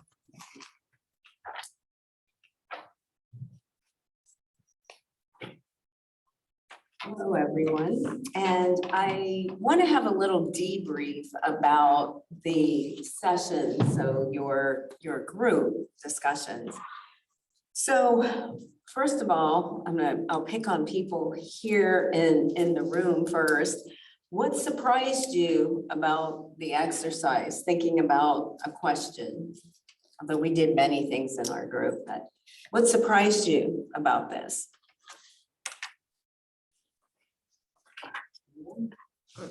I suppose my first observation was just how good it was to do it in a group with other people. That was my first observation. So you like that group experience to get feedback, and I see people in the room nodding, yes. So I don't know, Steve, if anybody is saying anything in chat. There's nothing in chat. Let me Okay. prompt people. Abby. I thought it was great having different perspectives on how to help move the research process along. We talked, a lot of us were at various stages of challenges, and everybody had different advice, but it was all advice that me, for example, could incorporate into the project, so. Well, good. I see others nodding. Anyone else have anything? What did you not expect? So you can think about what did you struggle with when you were trying to develop the research question or whatever else we talked about, because we talked about a lot of things. Having data, what do you do with it? Yes. The biggest struggle is having so many. Within, you have one area of interest and you have lots of different sub-questions, and trying to decide, are they answerable within this piece of research, or do you sort of need to put it to one side and think, actually that's for the next stage. So I kind of need to put this into like research phases. So this is the question for now, but these are the questions for later. So, you know, is it doable? And then looking at it, if I answer this question, then will I be able to move on and answer these other questions? So breaking it up into phases, and that's really helpful because it's often overwhelming when you take on a project, and I often get overwhelmed. And I remember in the doctoral program, my advisor said, stop. Take one piece at a time. Don't look at the whole. You know, once you've come up with the plan, then just take one piece at a time. So that one question, that phasing, that's very important. And then what helped you further develop, you know, your research question during these discussions? Was there anything that helped you with the discussions?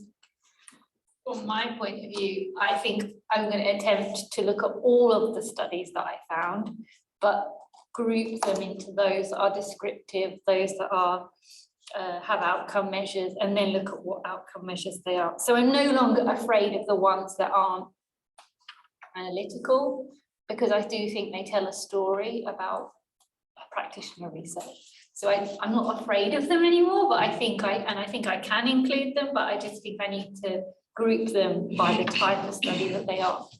And that's a good point, Matt. I think it really helps to hear other people's ideas and processing of the research question. So reading an article and seeing the finished product can give you one idea about oh, well, I'd like to do something similar.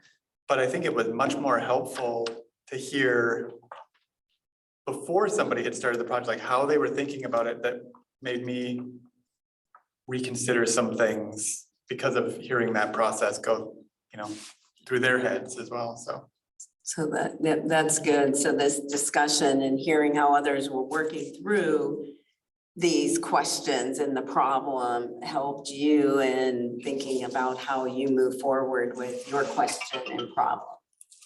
Any other questions or? Egbert? Okay, what I've heard and what I see is to keep it simple. Great advice. Simple. I'm gonna write that down. And you're right, keep it simple. And often, and I do this, and a friend said to me once, he read my paper and he looked at me and he said, "What are you trying to say?" And so I just, just in my words, I said, "This is it." He said, "Write that down. That's what you should be writing about." So it's that keep it simple. I was having all of these flowery words and long sentences and he said, "I don't even know what you're trying to do." But once I told him, it was, okay, write that down and go from there. So I like that. Any other words of wisdom? Debbie? We had some interesting conversation in the breakout, and it's unfortunate that no one's has contributed, but if they might do that in chat. But it was a bit of a conversation about even phases of the research, because some of the projects were quite significant, or there wasn't certainty about what they might find. So we talked a little bit about exploratory. So it goes back to the keep it simple, but also maybe thinking about even in phase approach, being realistic. So very much what I think you're supporting what Becky, I think it was Becky, you had said that, was it phases that you had said as well, and people were nodding, and I think that's really important. I think what must be encouraging is to hear that other people are also having difficulties developing their research question, because I think that is really an area where a lot of students struggle. And maybe they think they're the only ones that are so stupid that they have to struggle with it. But we're all equally stupid as far as that's concerned. Well, that's it. We all struggle with that. And we still do on a research team. We struggle with that about, okay, wait a minute, what do you really want to know? What is the question? What's doable? All of those things. Anything from the chat, or are we okay? We're okay. Okay. So any other comments before I move on? Okay, so I can't stop telling you this enough. You're going to see this again and again. What do you already know? So what have others done? And what do you want to know? So those are things that you cannot forget. I'm going to go back and talk a little bit about the research question that I had about the undergraduate first generation undergraduate students. And so this is research that's user-centered. So it's a user-centered investigation. And when you are looking at research on users, or as we often say, potential or prospective users, the non-user sounds so negative to me, so I want to look at it in a more positive light. So these are individuals who we may be able to reach and maybe just don't know about what we have to offer. But one of the things when we're looking at user research is you can often assess changes and in their needs and expectations. And as I said, they are often sort of adjusted by or formulated by what they get or do in their everyday lives. So what's available to them. Somebody was saying last night at dinner that her nieces and nephews here in Dublin never leave the house. All they use is Uber Eats. And she said, I've never seen this before. You know, we cook, we go out, but everything is being delivered. It's Uber Eats. So when you think about that and think about what we're providing in our libraries, it's that delivery that's very important in everyday lives. You also, it's really good to use a variety of methods. So remember that as I'm talking today about all these different data collection tools, because it's really good to use multiple types. And we talked about that a little bit. We got a little ahead in our discussion group earlier today. And so, and I know that others are going to pick up on this, so I don't want to deal with it too much, but I do want you to remember that it's really helpful to have multiple data collection points. And again, choose a small number of outcomes so that keep it simple, use phases, keeps coming up. And then you also, again, need to adopt that continuous process. In our small group discussion, people were saying, someone said, well, I have these data and I don't know what to do with this now, but you know, I'm looking at this, and then we all start saying, oh, maybe you could do that. Or maybe you could do this in your next round of research or your next study. So it is a continuous process because you're going to keep learning different things. So I'm going to go into some data collection tools, and one of the ones is interviews. And that came up in our discussion today. So you can do individual interviews, you can do focus group interviews. We're also going to talk about ethnographic research. There are multiple ways of doing ethnographic research. And I'll just touch on some diaries, some mapping, and observations. But I was talking to a colleague here who she's actually immersed herself into the community in Jordan of women. And so she's been just living there for several years and studying, you know, the issues that they have with getting information, sharing information, and their everyday lives. And so that's something that we often don't have the opportunity to do, but she's been lucky enough to be able to do that. And then, as we said before, our number one go-to surveys. Something that, as I've been doing some international and global research, I noticed comes up more in the Americas. So, and I talked to some colleagues internationally about this, and I think maybe it's the terminology, I'm not sure, but this goes back to some of the things that Peter was saying about, think about the terminology you're using, think about the cultures. But what we've been hearing a lot in North America is diversity, equity, and inclusion considerations. And it's something that shouldn't be just like a standalone. It's something, and Peter, I think you were getting to this. It has to be, all of these things have to be integrated into the research plan. And so you need to look at this conceptually from the theory, the approach, but also from a tactical perspective, the processes, the practices. I think someone in our group, I think Maria maybe was talking about sampling. And, you know, it's very important, depending on your question, it can be very important to get different perspectives. Sometimes you want homogeneous groups, but when you want diverse groups, you've got to be very careful about your sampling. And so these are things to think about, you know, what is your question? What are you trying to learn and from whom? And so you need to think about inclusivity, but also in the terminology you use. The example that Peter gave earlier, some of the things, you know, IRB, what the heck is that? I think the other thing I noticed was something about information literacy, and then Steve was giving examples of how that's very different in different cultures and countries and regions.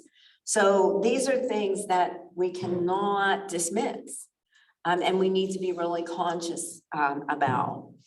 So I'll get into interviews a bit, and as I said, this was a question that we had. What do library users do when searches don't result in fulfillment?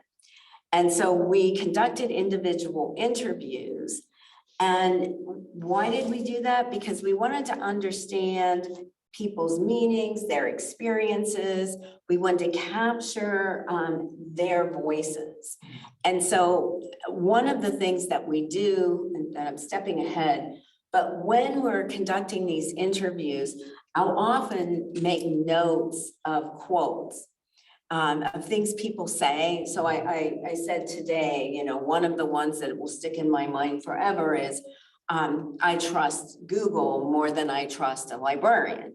And so there are these quotes that when individuals are talking, you know, I'll jot down and then I can document the time in the interview so that when we're back in our coding processes, I have the time of the interview and then we code them as JQs for juicy quotes. And we have that at the end of every one of our code books. And so you get this really rich, in-depth data, and you can probe. So if somebody says something and you think, oh, I never thought of that, this is so exciting, I'll jot down a word and then I'll go back and say, oh, you said such and such, tell me more. And then when I don't do that, when I go back and read transcripts and I don't do that, I think, why did I not do that? So you really have to pay attention, jot down, think of these things. And this is really good for you to really learn things that you don't know and you probably would never know without talking to people and probing. So these are some of our juicy quotes. This one is, I still go ask someone I enjoy talking to. And so this was for that fulfillment study. And we said, what do you do when you don't get what you want? And this person said, I still go ask someone because I enjoy talking to some people. This was a great one. This was someone who was about 12 years old. And the individual was in a focus group interview and said, yeah, the library is a good source if you have several months. So in this person's mind, you needed several months to ever get anything out of the library for whatever reason. When we probed, it was, well, they didn't know where to look. They didn't understand the signs. They, you know, all of these things that we hear. And then this is another one that we got. And this was an undergraduate student. And the undergraduate student said, I always stick with the first thing that comes up on Google. That's as far as I go, because if it's first in Google, I know it's right. I know it's good.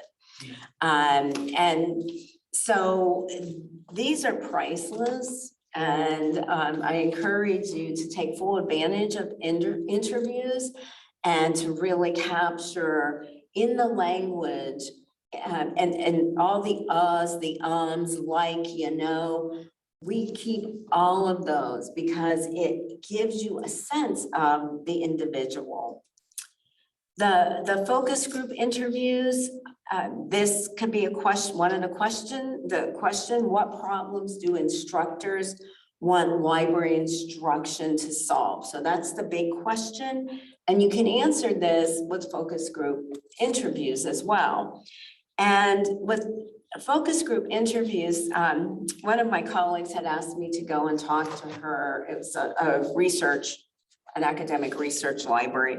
And she said, will you come and talk to the library staff about interviews? Because when I wanted them to do the library staff to do focus group interviews, they said, oh yeah, we don't have to prepare anything. We can just sit down and chat.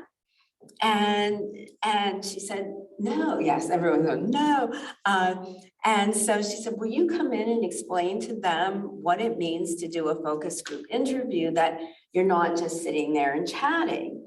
And so use these when you really want to get shared or diverging opinions. So we've used them when we have a homogeneous group. So people who indicate that they all think alike or doing things in the same way. And we've mixed where you have people who are divergent in their thoughts. And so you need to decide based on your research question how you want the makeup of the focus group interview to be. One of the things that it's good for is underrepresented groups. And it's really good they're really good with children. And if you ever need to collect data on young children, this is a great way to do it. The other thing is we did a study when I was in Wisconsin in a public library with seniors. And that was great because they would come to the library very often, but the library staff had no idea why they were coming there, and they wanted to reach out to them to offer more services. And what we learned is one of the main things they would come to the library for would be to bring their grandchildren. So if you had any activities for grandchildren, they wanted to be there. And the thing about it, if you do these well, they can also be great PR for the library. So after these sessions, and we always serve tea and coffee and whatever. And after the sessions, they would come up to us and say, we're available next week if you want us to come and chat. And so the library staff said this was great publicity for them because we were paying attention to these individuals who often are overlooked within society. And so I think it's really important to do them well. You can gather a lot of information in less time. It's not easy because you want between, I would say, 6 and 10 individuals. You know how difficult it is to get 6 or 10 adults together, or even children, because they're managed by adults. Very difficult. Making sure people show up is another thing. You have to keep following up. You need a good moderator. You need someone who's going to keep things moving, probe, not let one person take over, because it happens very quickly, let me tell you. Or people who never talk. And we've been doing them virtually because of the pandemic. And I will tell you, it is very difficult for me to conduct them virtually. And we have limited to 4 to 5 people. So for one study, it's a grant-funded study. We were talking to artists, museum staff, and we had to have 10 focus group interviews to get our 50 people who we said we would invite.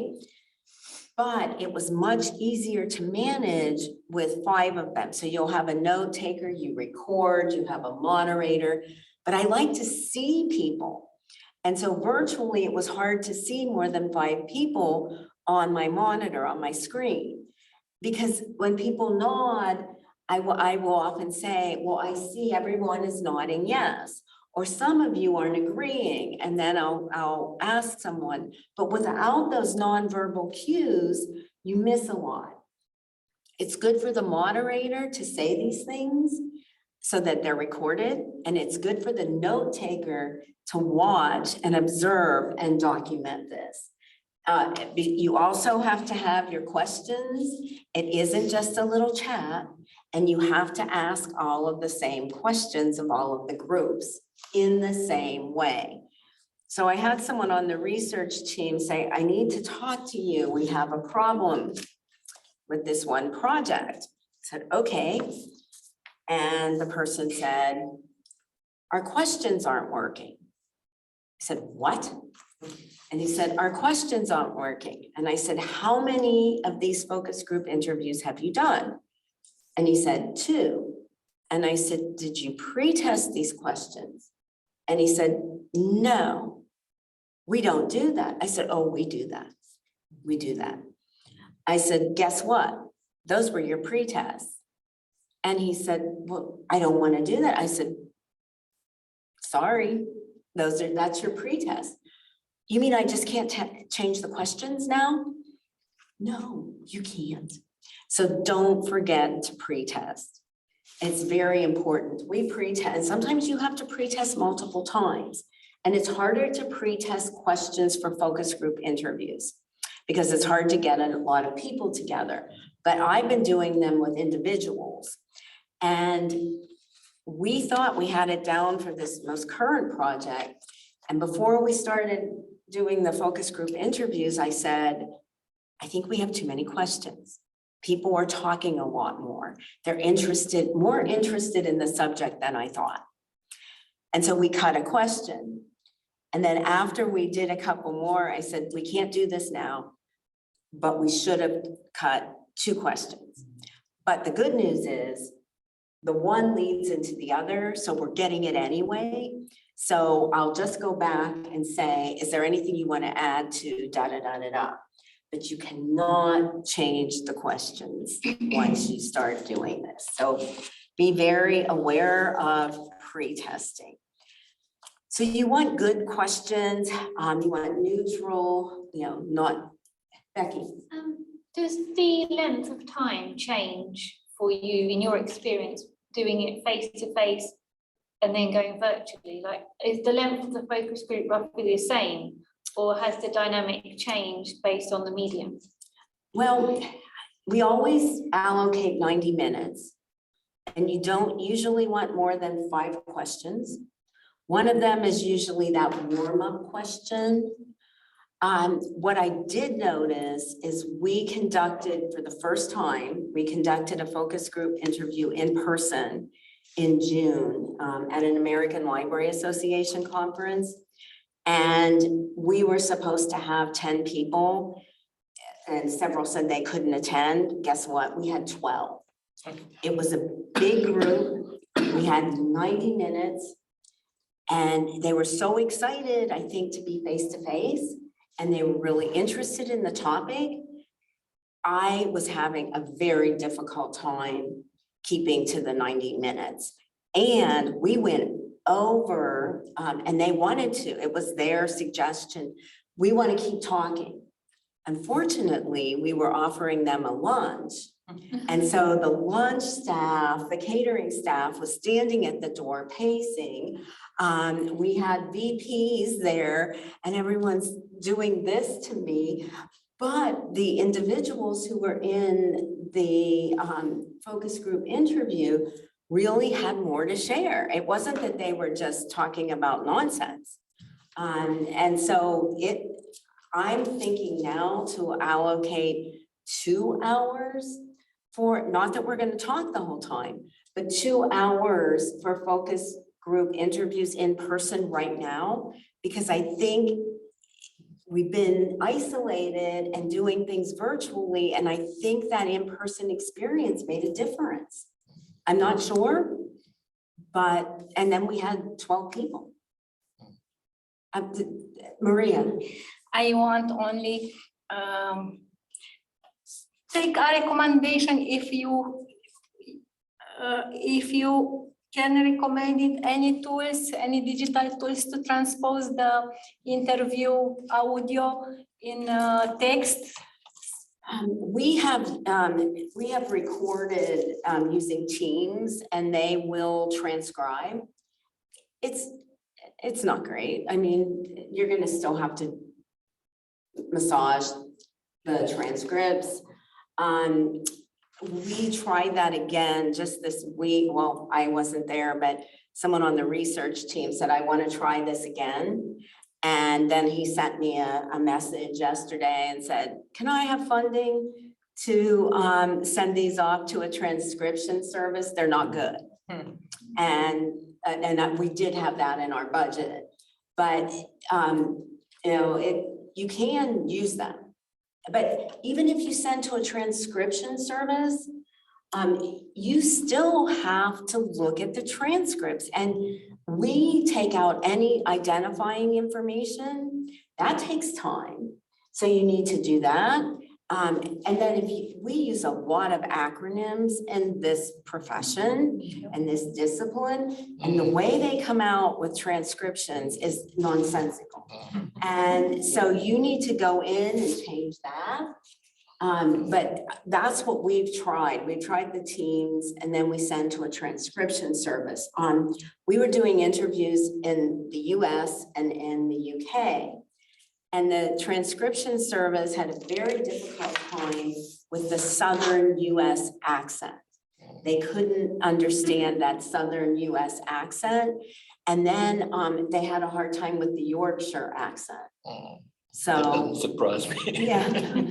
So, did anyone else have any suggestions on other transcription? We actually are going to talk about it in our presentation, but So- Zoom works for English. It does not work for, you get automatic transcript from Zoom recording. It does not work for other languages. Yeah. It's probably like the Teams. Yeah, we used it on Zoom, and it was with a oral history interview. And the person was talking about IFLA, which came out in the transcript as evil. Evil. Steve, did you have something to add? We've been using something called Otters. It's a software, And how is that spelled? like the animal, OTTERS. TTERS? Yeah, and maybe just Otter, I can't remember. But we've been using it with Zoom because we, as a public university, any public presentations that we put online, we have to put the transcription available. Yes. And it's better than just the regular Zoom transcriptions, especially for dialects and other languages, so. So Otter or Otters is one, and is it open source, or do you have to pay? Okay. It's a pay. And we've used different transcription services, and they're not inexpensive. I think it's the one we're using now is 80 cents a minute. Not cheap. It's not cheap. And for a while it'll be good, and then it's not. And then we try a different one, and they'll be good for a while, and then we go back to the first one. So we have moved around quite a bit on this. Other questions? Graduate students. Yes. Graduate students. A good tool To do the, to help with. Yeah. yes. Matt? Yeah, we've also used a software called Trint, TRINT, for oral history transcriptions. TRINT. Yeah, and it seems like there's maybe also even a free version. Okay, good, thanks. As I said, you need good listening and interpersonal skills. You've got to make people feel comfortable. We had a federal grant, we had funding for studying how public libraries were addressing the opioid crisis in their communities. And I have interviewed thousands of people, but I interviewed recovering addicts and I interviewed family and friends who were affected by the opioid crisis in some way, who used library resources, programming, social workers. And I will tell you, that was the most difficult thing I have ever done in my entire life. And you have to develop a rapport with the individuals. You always do, but with something that topic that's very sensitive, you even need to be more aware of this.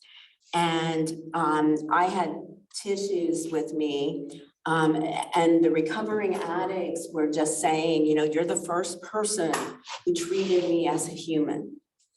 And it was just, and it was hard for me, but I had to be the one who kept to the script and kept going. But I'm usually very social, and at the end of the night, I turned down any dinner. I had to be alone.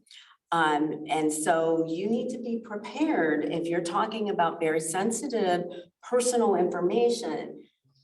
Be mentally and emotionally prepared, and I was not. And I learned very quickly. So, you know, do as I say, not as I did. And the other thing is with interviews, you can use small samples. And I have this thing because someone told me I was a positivist. I have too many subjects, too many participants. And so we do a lot of interviews where I think I'm overdoing it. And so be careful. You may use small samples, and you don't need, and I think Peter was saying this in our breakout, get that rich, in-depth information. And you have to think about the time available. Again, this takes a lot of time. You have individuals who you're speaking to. We always have a note taker. Then you have to go through the transcriptions and you need to scrub them, anonymize them. Coding, if you're developing a code book, analyzing, it's time consuming. It's not just chatting. And so be sure you have the time. And then the whole thing about accommodations for multiple languages. We did an international study and we had Spanish and Catalan and English. And so the recordings were in all three languages. The code book was in English. And so we uploaded everything into NVivo, which is a qualitative software package that most people are using now, or many. And we uploaded the transcripts into that, but then the people who spoke Catalan had to code with an English code book and code. And then when we wanted the juicy quotes, they had to translate them, but some things get lost in translation. And you prepare for these things. The person who spoke, the people who spoke Spanish had to do the Spanish ones. And nobody wanted to translate the code book into English. They wanted to keep it in English. We talked about it a lot. And they felt they could code that way. But these are things that you need to make accommodations for, and it will take longer. So if you say it's going to take this long, no matter what project, add a little time because something always comes up. It's the unexpected, which also often makes the project more interesting. I'll get into some of this ethnographic research, and we used diaries before. And, what this question is, what types of information leads people to use library collections? And when you want to understand a phenomenon in context, so within a specific context situation, these are really good. You can minimize the researcher interference. You can capture something that you can't capture yourself. And this also can reduce recall bias. However, we thought we were going to be so smart. We were doing diaries and we did not want to give too much information to the individuals. We did not want to give them any restrictions. We were going to make it very open. It was funded by JISC in the UK. So we were all set to do this, and we got the first 10 or so of these diaries. It was rubbish. Why? We had no boundaries. We had no guide. We were minimalists, and we needed more. But we had already said that we would give them X amount, an Amazon card or something for each week they submitted the diaries, because we were trying to find out how they got their information in their personal lives, their academic lives, and we still had to pay them, but we lost that whole week. And so you need to have parameters, you need to be specific, and you need to have guidelines. And I started thinking about it, and I thought, I'm going to go back and see what we did. And I think it was around the 5th or 6th edition of the research methods book. I thought, oh, maybe I should read that chapter. And so I went back and I did exactly the opposite of what we said to do. And so, live and learn. You don't want to be too prescriptive, but you really need to get what you want. And you're wasting your time and others. Diaries do not have to be written. We had some students do videos for us, and they would send us videos, and one young man did rap videos every week. And so, you can have different ways of collecting the information, but you still need to be very direct about what you want. You don't want everything. You want them to give you some really memorable things that they do. It's pretty convenient for the participants to do this, and we told them you can text, you can email, you can video record, whatever. Some sent Word documents. Some asked to talk to us every week. And because they did not want to write anything, so they just talked to us. The problem was I became really good friends with those people, and I was missing key pieces of the information they were giving us. So I had to call the team together, and we had to switch up who we were talking to. I was not popular with neither the participants nor our research team. But we had to switch up because we were missing cues of what they were telling us. They can do photos as well. No one opted for that. And the recruitment and retention, it can be difficult. The retention especially, but again, it was grant funded. So every week we would give them an Amazon card. Mapping is another one, and there are cartoons there was a cartoon in the US, and it was called Family Circle. I don't know if anyone in the US has ever seen that, but and they were little children, and they would do these maps of everywhere the children went, like within that day, and it was really amusing. And you can ask individuals to map what they've done, where they've gone in a day. And I've seen this done in libraries, so that you can see where they're going, where they're spending the most of their time, and then have your little pop-up stations there, or have library staff in those areas. You can do this within your community as well. And so, so if you're a public library or a special library, that's another thing that you can do so that you're where your community is living, working, and playing. And I think that's very important.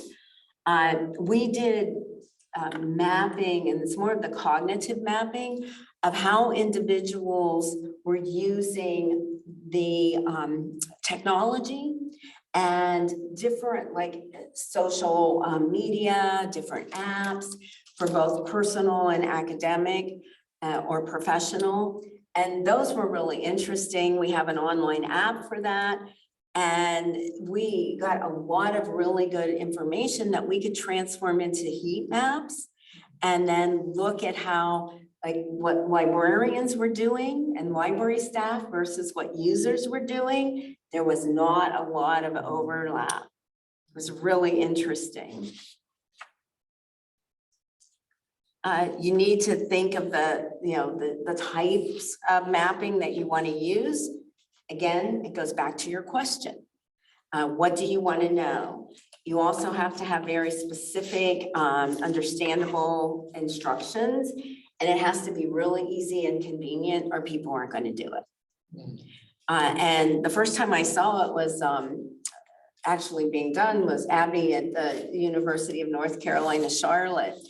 And I walked in and the students were just having so much fun in the library. So I went over and said, "What are you doing?" And they said, "Oh, we're drawing these maps of all the places we go."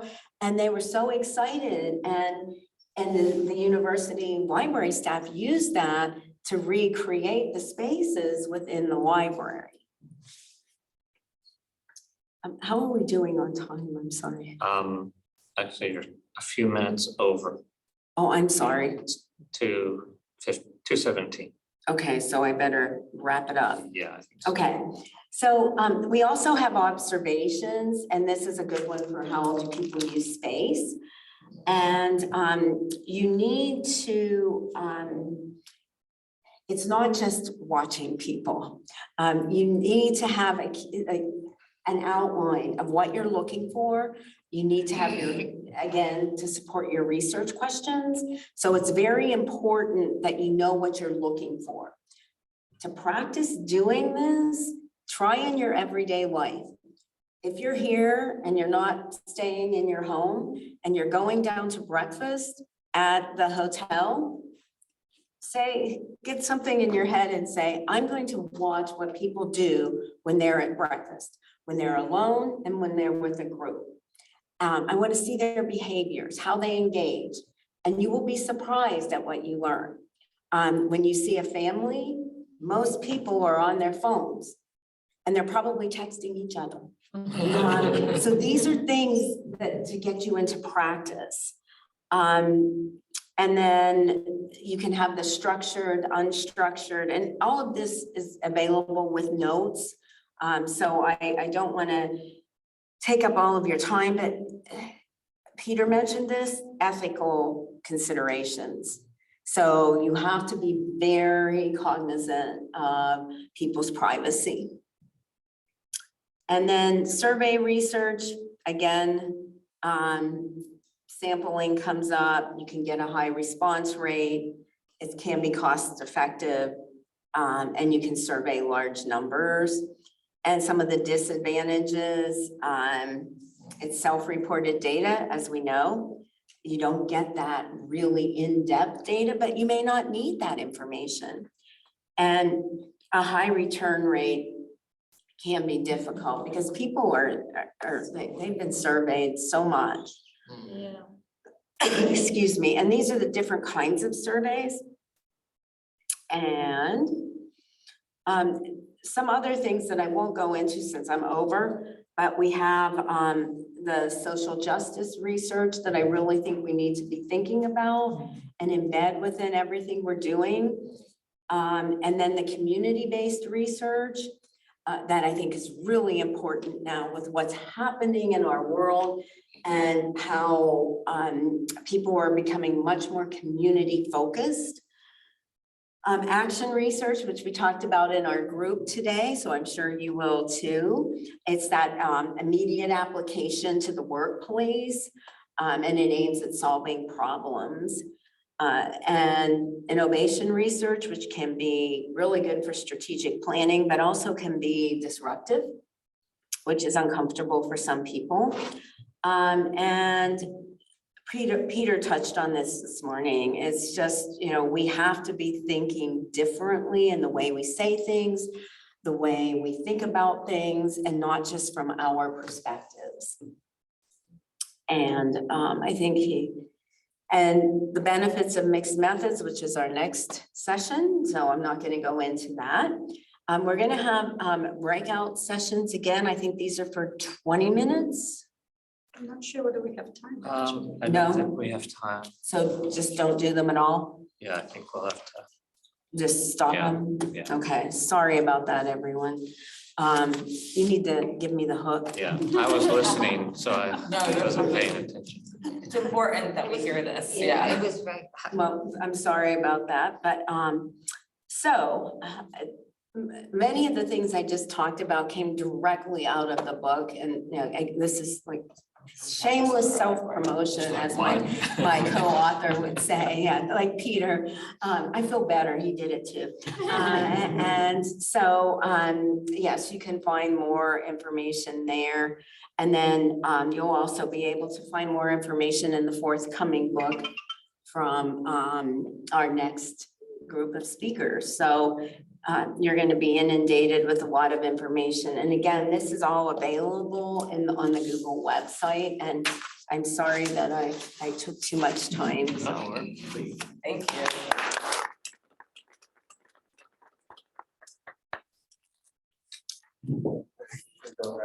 Yes. Sure.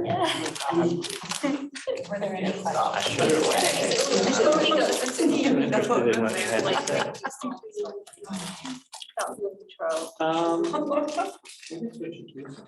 Yeah. Are there any Yeah. questions? Oh, We don't want to just show you off. are there? Encore, yeah. Well, let's see if there are. Are It looks there like any there is a questions? question in the Q&A.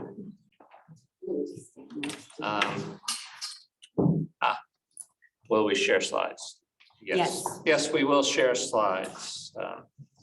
And if others have questions for Lynn, please raise your hand or put them in chat. I have an observation. Yeah. I think SurveyMonkey is an absolute disaster because everybody is seduced into using it before they even start thinking about what they really want to know. I think you're right. It's easy to develop a questionnaire. And so what do? You throw questions in it and get it out there. And the analysis, I mean, you get that sort of the descriptive statistics, but we do a lot of other analyses outside of that using R or something else. Have you ever thought of using transponders?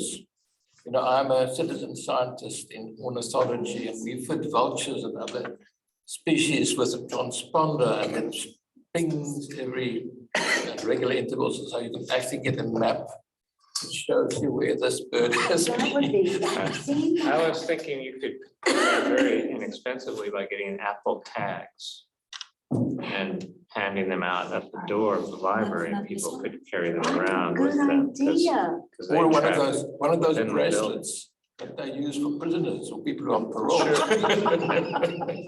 I've seen libraries use heat maps through Wi-Fi usage that they're trying to get at that same. Yeah, that same we've thing. done Yeah. that. Waiting for Debbie. Are we ready? Yes. Is it? They will. I'll let you guys introduce yourselves since it's so many of you. So many of you. Otherwise it'd be an hour.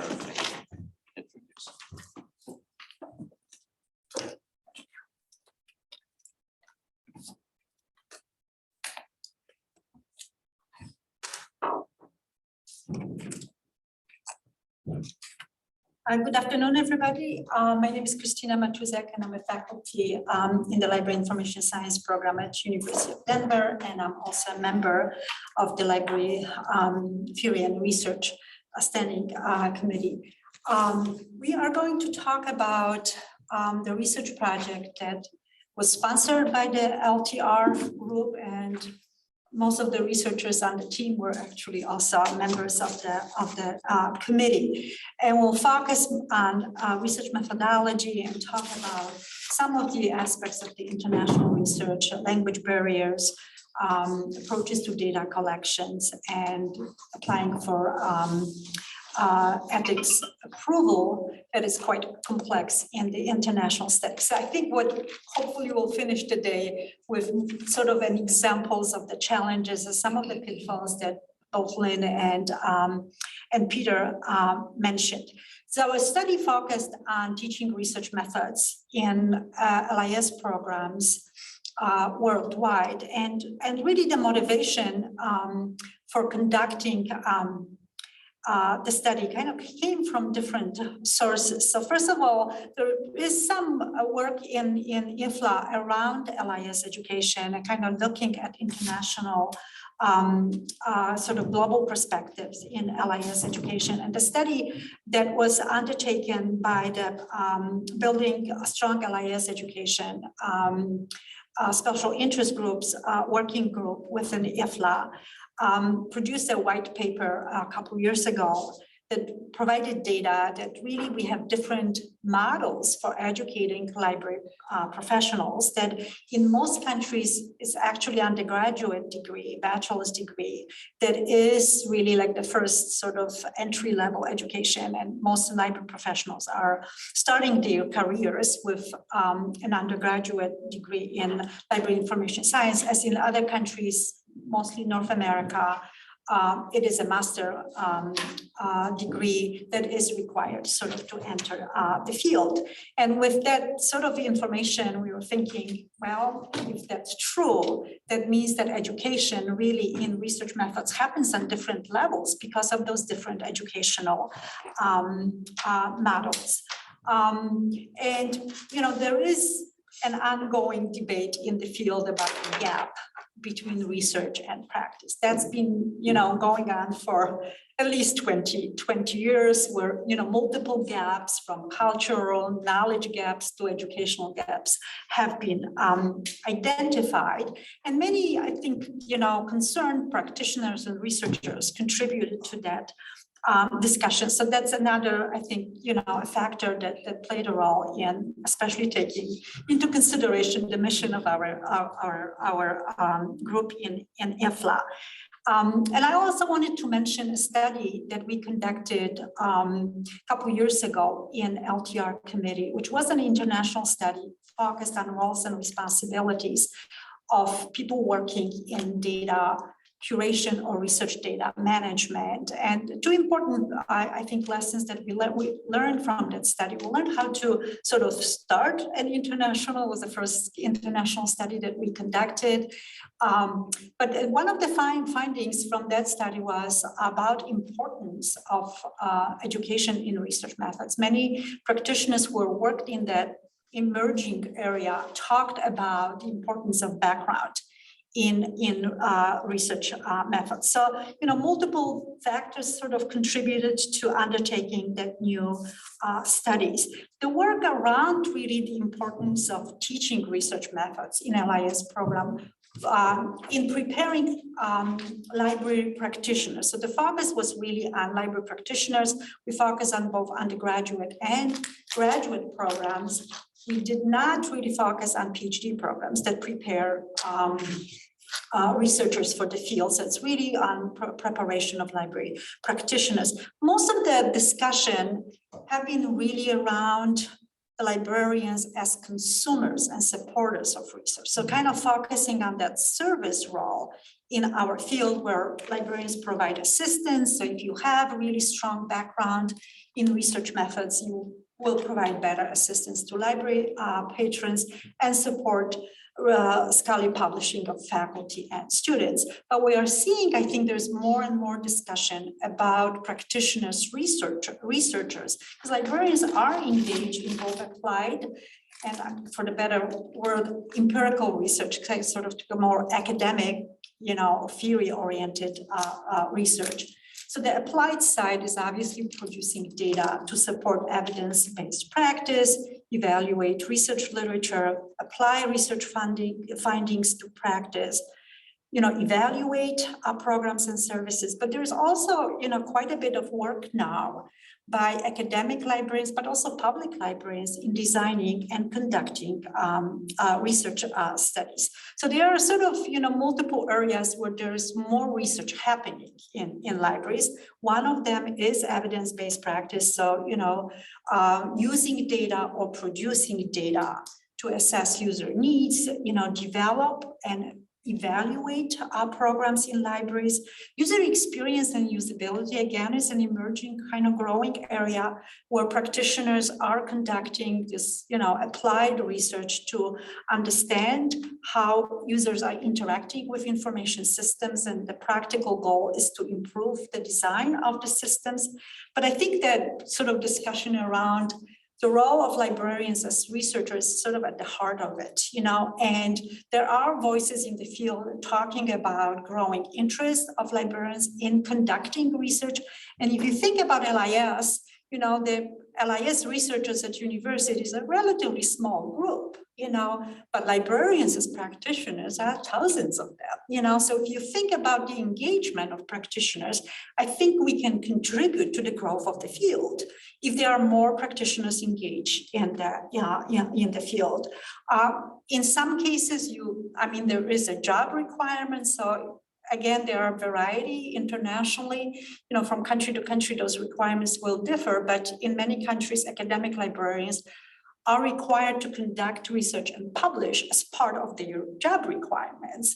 But, some of the research in that area is showing that it's not just their job requirement. People are actually interested and motivated to conduct research in order to stay engaged, and contribute to the field. So I think that strong skills in research should contribute to producing stronger research. And some of you who are in the room or in the Zoom who are editors of library journals probably will understand that research methodology is an important aspect of that as well. So our study was sort of multiple phases. We started with a pilot that wasn't really international. It was a study conducted in US, and we are looking at LIS education in research method in the United States.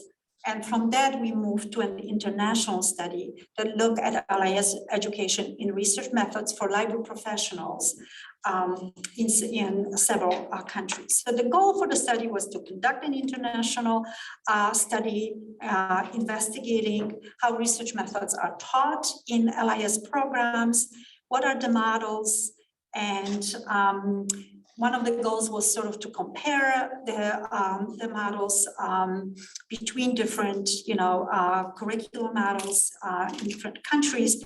And another goal was a little bit more practical, was to collect examples of curricular models and kind of case studies of best practices so we can share that. So the book that Lynn mentioned actually has a section on LIS education from several countries, but also examples of research studies conducted by library practitioners in different countries. We also have a section on continuing education. These are the research questions that were posed for the study.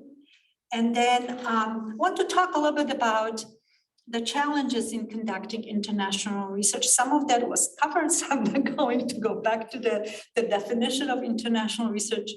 Our study came from Peter's book, examining phenomena across cultures and kind of trying to understand similarities and differences.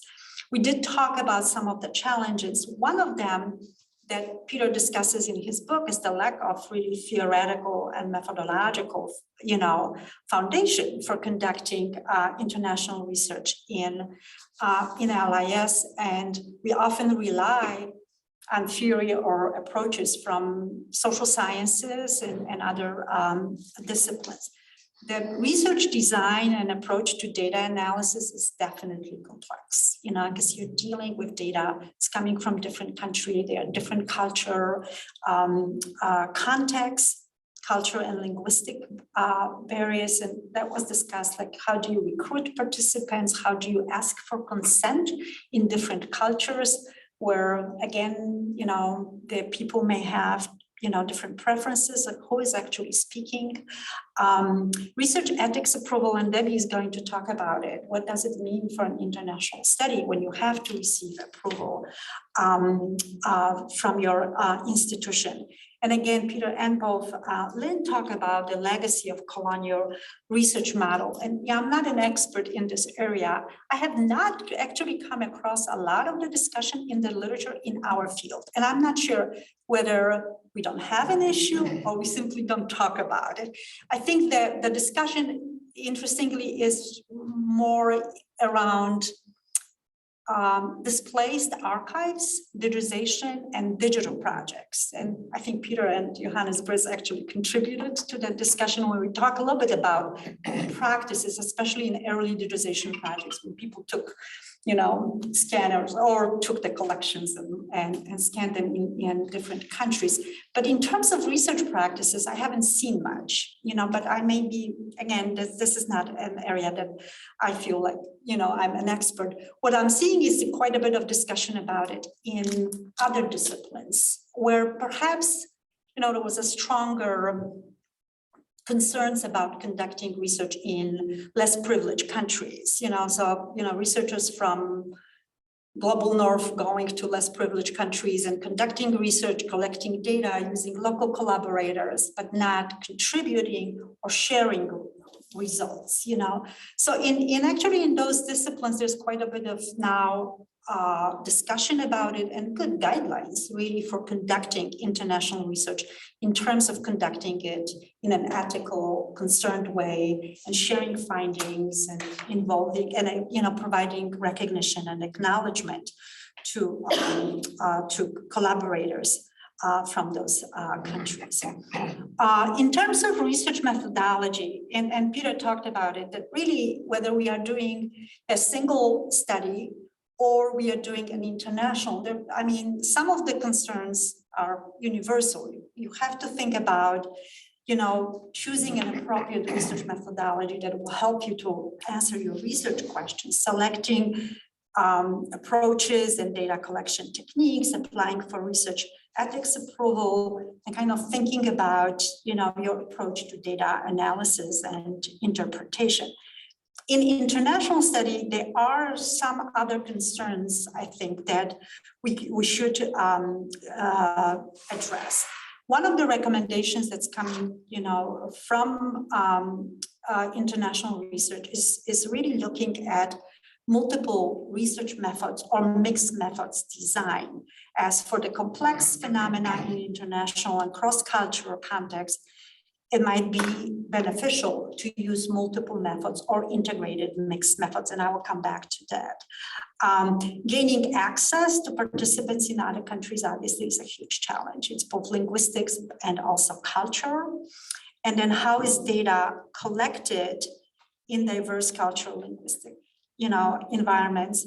And what do you do with the data when you have data in multiple languages? Lynn talked about it. We faced that actually in our study as well. Do you translate everything into one language? How do you code it?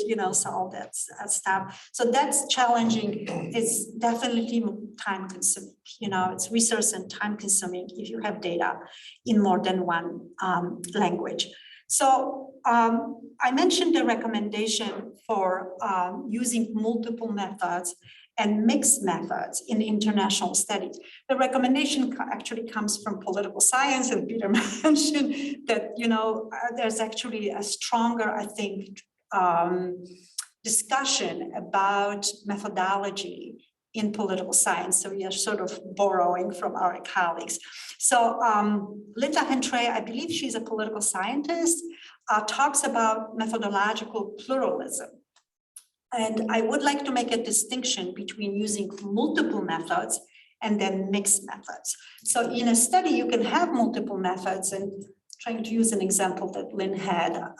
So let's say we are talking about investigating how users are moving around the library, how they are using library space. So if you have multiple methods, you can, for example, do a diary study where people are reporting, and then quantitative data can come from a questionnaire. You have multiple methods, but if you don't have any integration and you are not looking for themes that are coming from those two different sources of data, it's just two different methods, it is not a mixed methods design.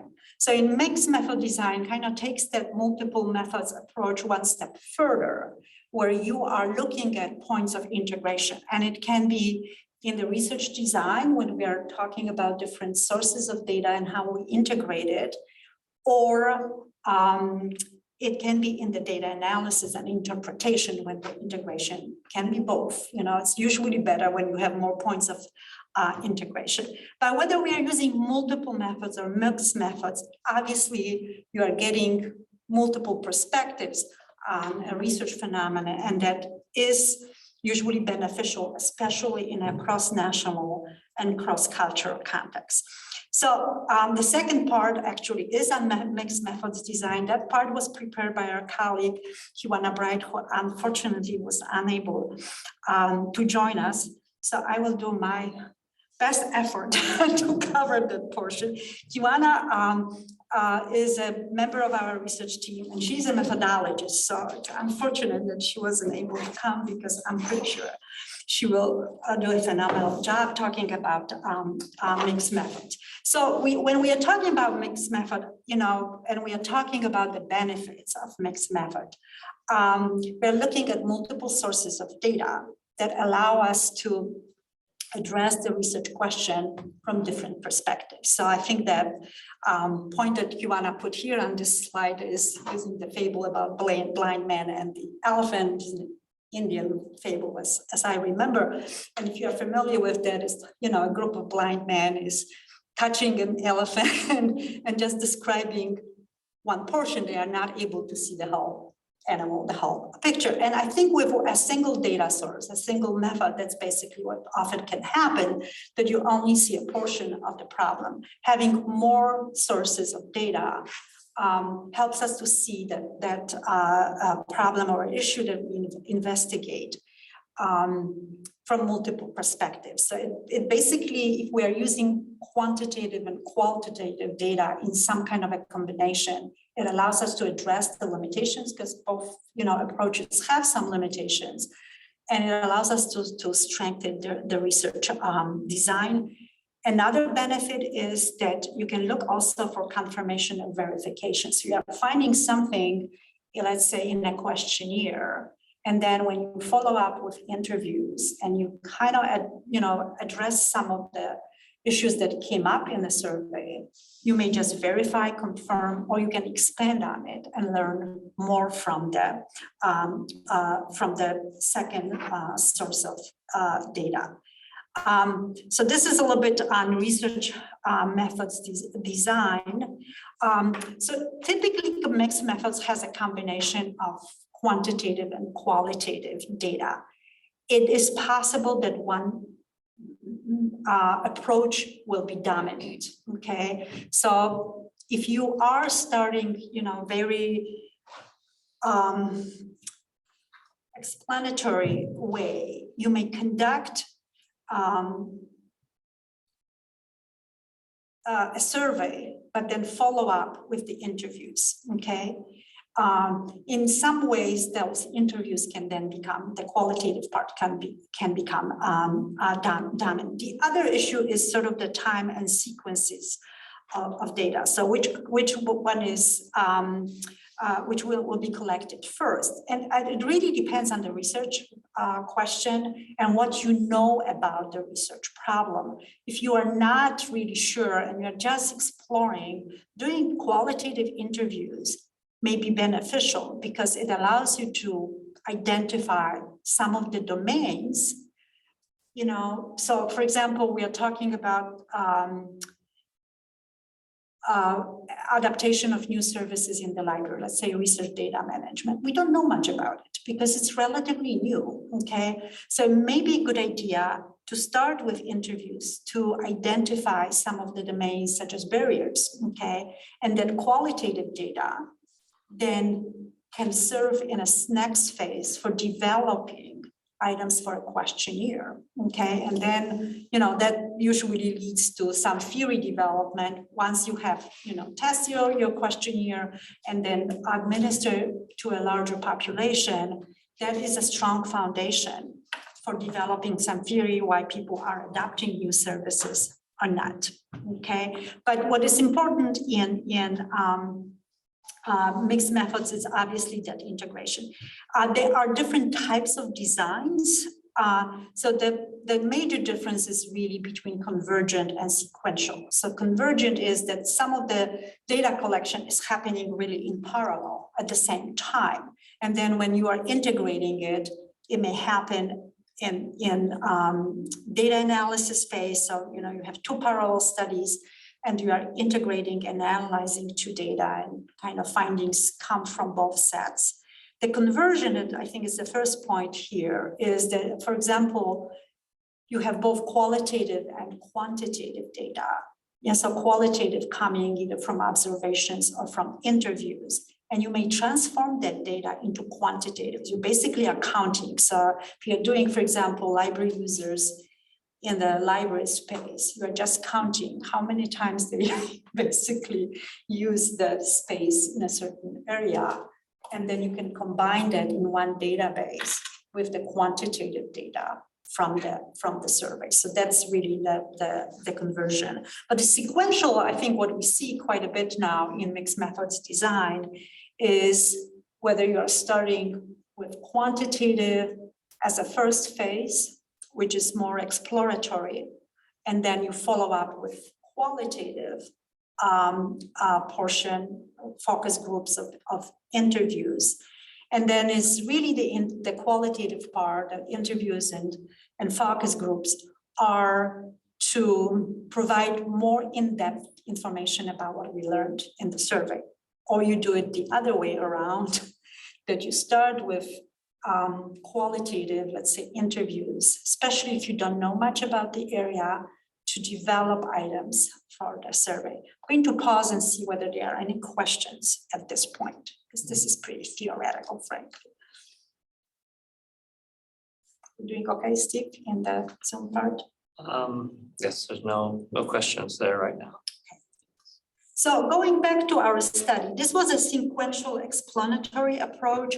That means that we started with the quantitative data in a questionnaire, and it was designed in the Qualtrics software.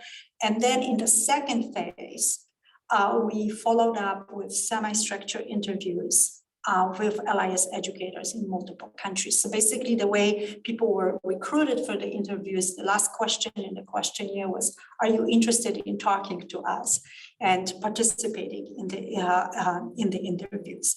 The survey was designed in 3 languages, English, Spanish, and French, and it's really some of the functionality of the software that allows us, and Debbie will talk a little bit about that. We have over 300 responses to the questionnaire. However, 96 were fully completed. I will come back to that because it's actually pretty low when you look at that. And so the participants for interviews were self-selected from the survey pool. So about half of the surveys had some data, and then completely, completed survey, 96 were valid. 40 countries were represented, and then we conducted 29 interviews with participants from 19 countries. And these are the countries represented in the survey responses. And here are the countries represented in the interviews. So you can see some of the high numbers, like for Mexico, for example, and that is really a credit to our research team members who helped us to recruit people in their countries and to conduct those interviews in Spanish. In that context, I want to talk about some of the challenges that we found with specific really data collection for the international study. And Lynn talked about the benefits of surveys, provide broader perspective. You can, allow with a larger number, allow for generalization and, strengthen the validity of the research. They are relatively easy to conduct. And as Peter mentioned, maybe too easy, frankly, that you jump in, but the software also provides ways of analyzing the data and representing them. I think for international studies, what we found, especially that really about 30% of the survey responses were valid. That's low, actually, and the reason for that was that, first of all, I think our survey was too complex for an international study. It was really because we were trying in the survey to address those different educational models of research classes research method classes on undergraduate, graduate levels. Some programs have multiple classes. How do you address that in the survey? It was pretty complex. The other big challenge I found was really the differences in terminology. And we talked about it today, like for some of our participants, the term research methods was teaching people how to conduct searches, not necessarily research methodology. And that, I think, dropped some of those because they realized halfway through the survey, that's not what we are talking about, So I think that lack of, and you cannot clarify a line in the survey, So that, I think, resulted in incomplete and invalid responses. However, in the interviews, we could actually talk to people and clarify those misunderstandings. So interviews actually, in terms of getting richer data, were more beneficial, okay? It allowed us to understand local context. One of the issues that we found also, and that was another reason for those invalid responses in the surveys, that we were sort of thinking about standalone research method classes that are offered in LIS programs. And that's often not the case because the training in research methods is often embedded in information behavior or user studies classes, and that you cannot capture that well with the survey. That came up in the interviews, so often, understanding those local contexts was, we got that through the interviews, and always it's, it's a great idea because you get, participant voices, local knowledge, and unique practices in learning. The other thing I want to mention that, those interviews were like often an hour long. It allowed us to kind of build partnerships with colleagues because we are talking to our peers, LIS educators in other countries. So it was a great opportunity also to talk to them. There are limitations to interviews, obviously language barriers. When we were conducting interviews in English, often it was a second language to our colleagues. And then we got into the translation. So the Spanish interviews, those that were conducted in Spanish, we had to generate transcripts, clean those transcripts, translate them, and then clean also the translation. So there was a lot of, working actually with the data. Interviews, definitely. I mean, I have a certain bias. That's my favorite method. I love talking to people, but they are time consuming, to conduct and analyze. And I let Debbie talk about some practical issues in conducting this study. Thank you.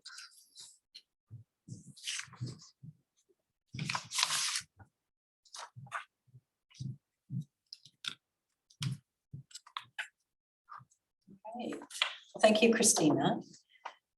I'm Debbie Schachter. I'm the Director of Library and Learning Commons in Langara College in Vancouver, British Columbia, Canada. I'm also the member of 2 research ethics boards in 2 higher education institutions, not my own, within British Columbia. So this was the team for the international study, or continues to be the team. As you can see, we will have presentations from 3 of the 5 of us today. And so our teams were located in Canada, United States, and Mexico. So I'm going to be talking about ethical review processes. So first of all, really, when is ethical review required? And in many cases, it might depend on your jurisdiction, but by and large, it's required whenever you are working with human participants. So in Canada, particularly with research that is funding that is provided by what we call the tri-council agencies, or any publicly funded research, requires an ethical review process.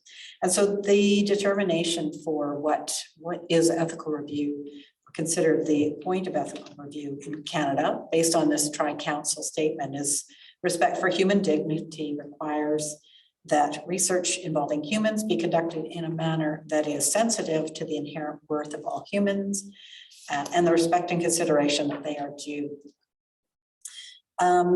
So research involving humans is now described as research with participants in our context in higher ed in Canada, as opposed to research that's on subjects. So this is a little bit of that terminology change or evolution from participant to from subject to participant. So the value and benefit of the ethical review process has to be balanced against the sometimes challenging process to undergo a thorough ethical review. And as I mentioned a moment ago, the process is very different depending on the regulatory regime. And often researchers express frustration at having to go through an ethical review process, particularly when they consider it to be low risk, or they don't really understand what might be some of the implications. So really the role of the Research Ethics Board is to review the methodology and to be able to provide the research team with recommendations for improving the way the research might be conducted, or at least ask questions about how it is being conducted to ensure that responsibility to things such as privacy, confidentiality, and that we're not doing additional harm to individuals who are participating.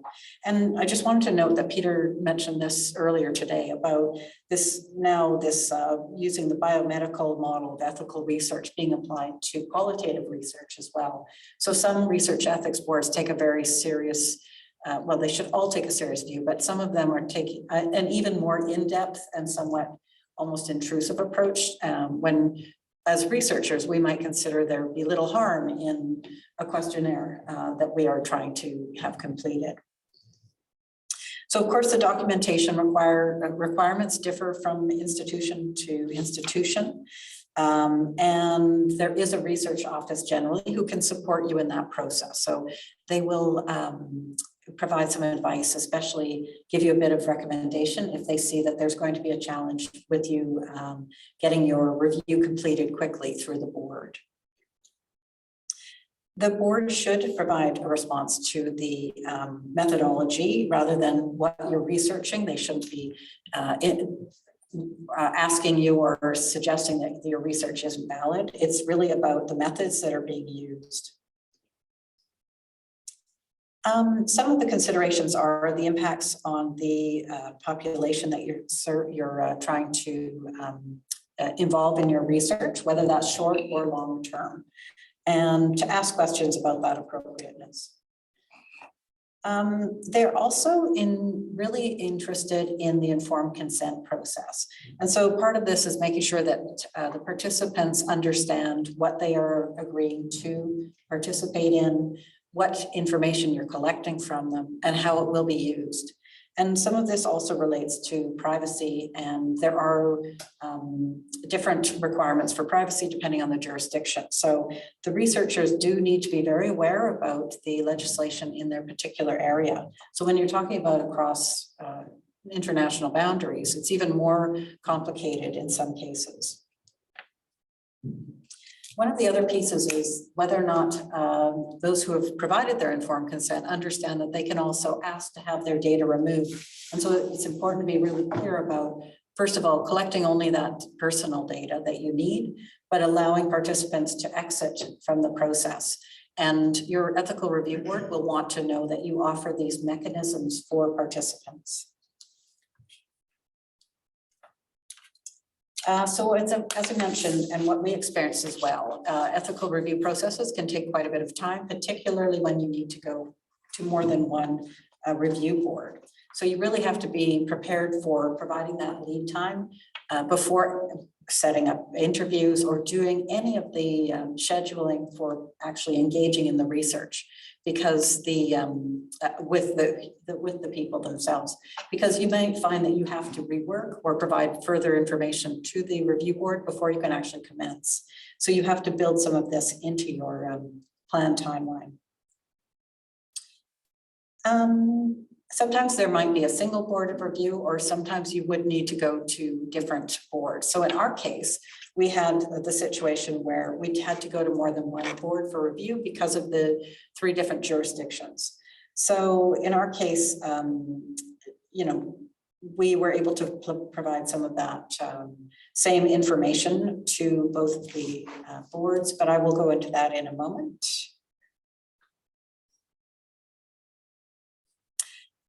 So for us in the international study, we began that process, as Krystyna mentioned, with the study in the United States, and the review was conducted within one review board. That was the University of Denver. Following on that, so that was the pilot study, we added our additional investigators from Mexico and Canada. And so for the Mexican context in our situation, Egbert was able to become an investigator without having to undergo additional research review within his institution, because of an agreement between UNAM and University of Denver. In my case, though, I had to go for separate review, which added a little bit of complication. So it added a timeline extension for when we could begin, and also the need to respond to several concerns or questions.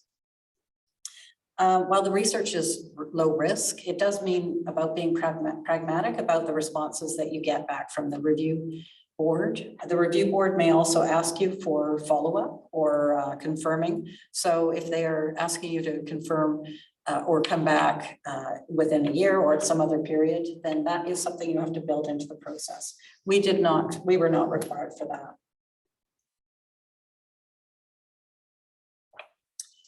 So we recruited our participants through a variety of channels, and just as we've heard from Peter and Lynn, this was interesting for us to be able to achieve the numbers of participants that we hoped to. So we were looking at, obviously, geographical distribution around the world, different countries, and different contexts within those countries, as well as people speaking different languages. And so we really did need to use our colleagues. We had to identify LIS programs initially, and that was the first attempt to reach out to colleagues within there, because we were specifically looking for those who were conducting research, teaching research methods in LIS programs. So the LIS program directories we were able to use. We reached out to our own colleagues who could further to their own colleagues within countries. In some cases, then we also reviewed what data we were getting, and ensuring that we could then reach out specifically to some countries. So for example, we didn't have any participants in the Middle East, so we made some efforts to try to find people who would participate through those programs. Same with Nordic countries. And so we did achieve a little higher level of response by being very thorough and doing this in an iterative approach.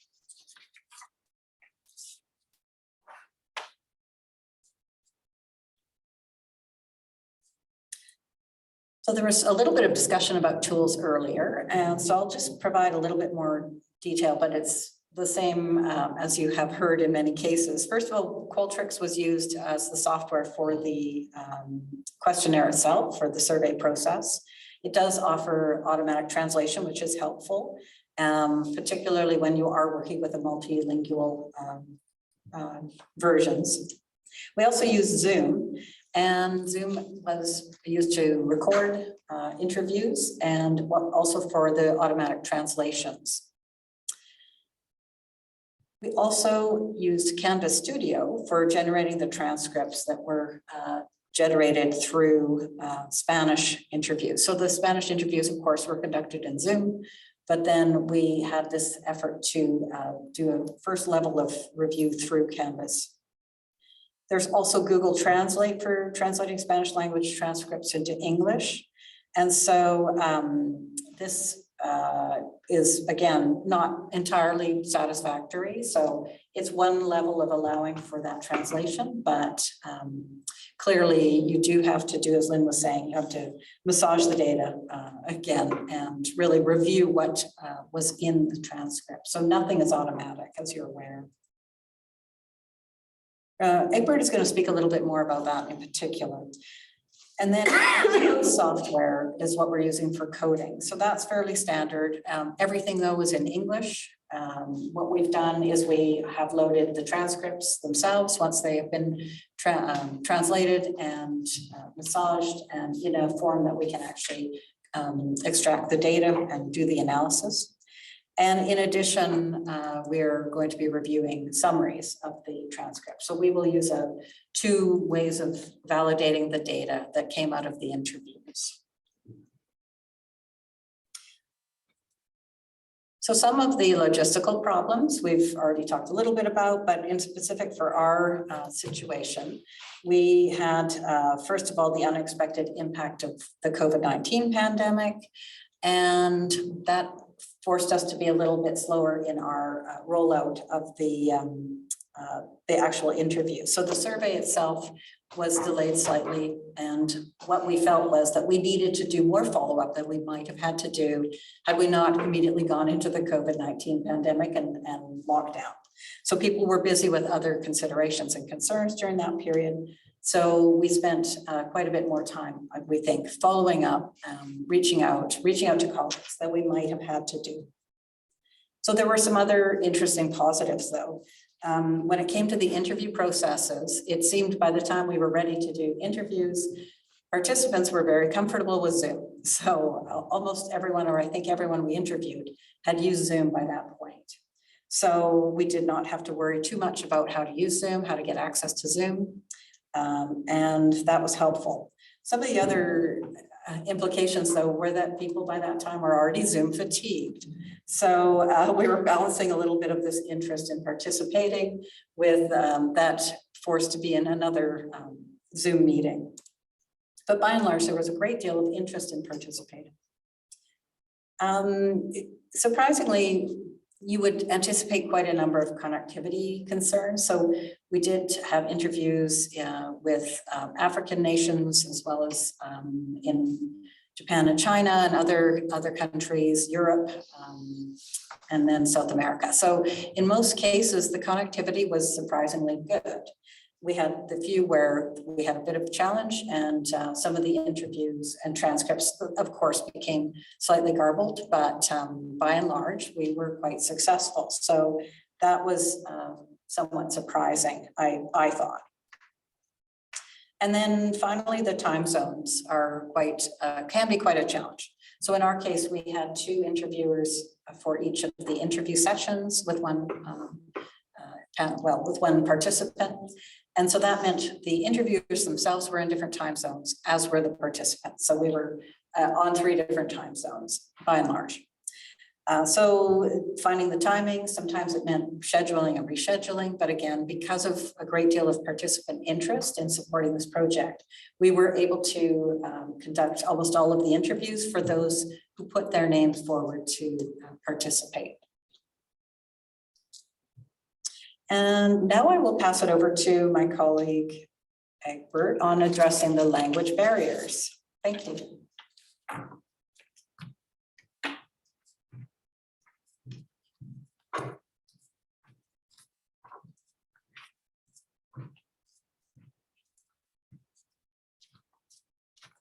Thank you. Good afternoon. Good morning. For those colleagues are watching us, and I really want to address you this day about language barriers. That it's really something that we have to look at when we are doing international communication. Before I want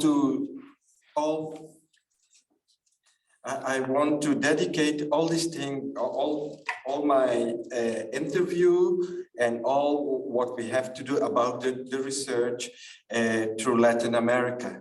And so we have from Mexico till Argentina, we all those speak Spanish, but we have some linguistic problems.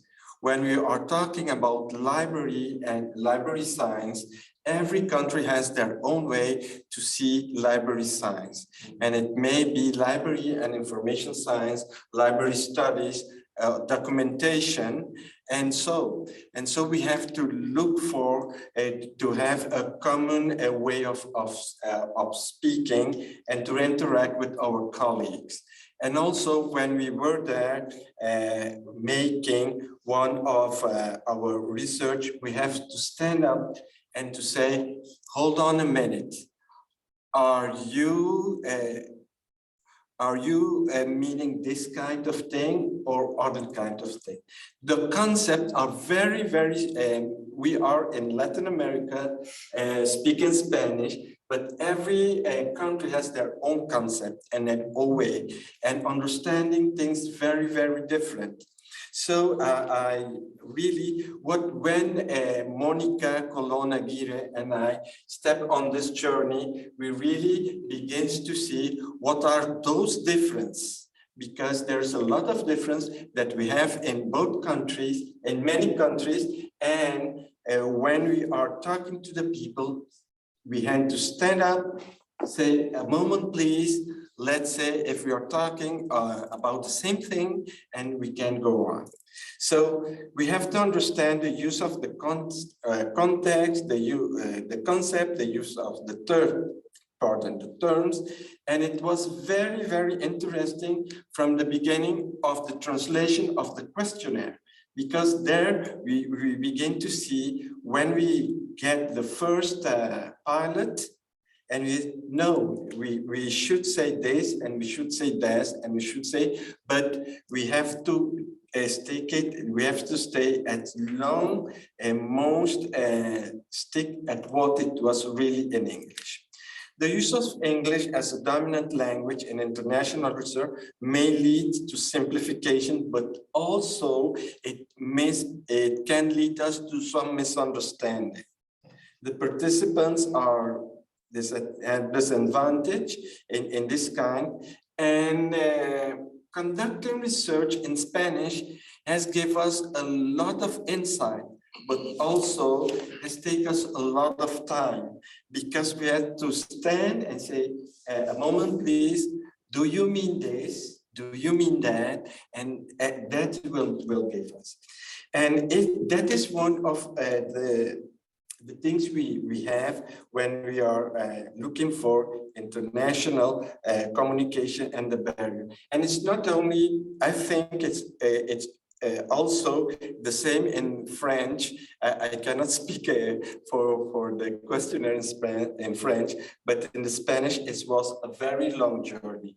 And also what Peter and Lynn said, we have colleagues from whole Latin America, but the time. When we have time, they couldn't, and when they could, we couldn't because we are working, teaching, and doing something like that. But when we have some space, we could trace them and to talk with them. It was really a very long journey, and the journey was sometimes 1 hour of interview, and to translate and to qualify that, it's amazing, and we have learned a lot. The goal of conducting this study in more than one language for us has given us a wide view of what is going on in each country and how they see things, and how every colleague is seeing research and how they do and teach research. Because not only we have, some of them do research, but some of them do research on other subjects, and there they fake the research methodology and research questions and the research design. It can increase access and linguistic diversity of participants, but also we can have access to the speakers of other language under the research team is very, very important. And so it's not an easy job, and I'm very, very delighted to work with Krystyna, Debbie, and Kawanna, because always there was a great feedback of this research and on this research project. The survey, as you see, as you already heard, was translated into Spanish and French. It was a Qualtrics software, automatic translation, and provides an option for multi-language questionnaire version. The participants were able to select their preferred language at the beginning of the study, and 62% of the questionnaire were completed in English, 32% in Spanish, and 5% in French. Responses were represented by 40 countries. And what we really learn from this kind of study is when you translate, you have a translation from recorded to canvas. It has is like a kind of more cold, specific, and when you had the other kind of translation, human, it's not so good to do that because it takes a lot of time, and the steps are very long, and you have more insight, it's more lively, and you can have more data about what is on in every country. 29 interview with participants from 19 different countries, 19 interview in English, 10 interview in Spanish, and the interview guided from English to Spanish.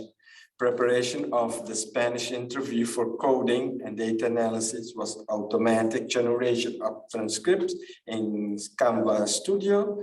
Reviewing and editing, it's another kind of work, transcription by an editor in fluent Spanish, and automatic translation from Spanish into English through Google Translate.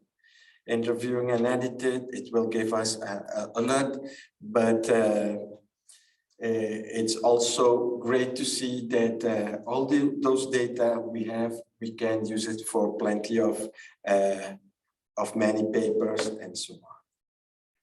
Well, okay. 10 reviews in Spanish, most of them were short, different in Spanish spoken in whole Latin America, as I already said. The clarification of terms and concept, the difference in educational models and organizational structure. That's one of those barriers that we have to affront. And that's thank you very much. And thank you for Krystyna.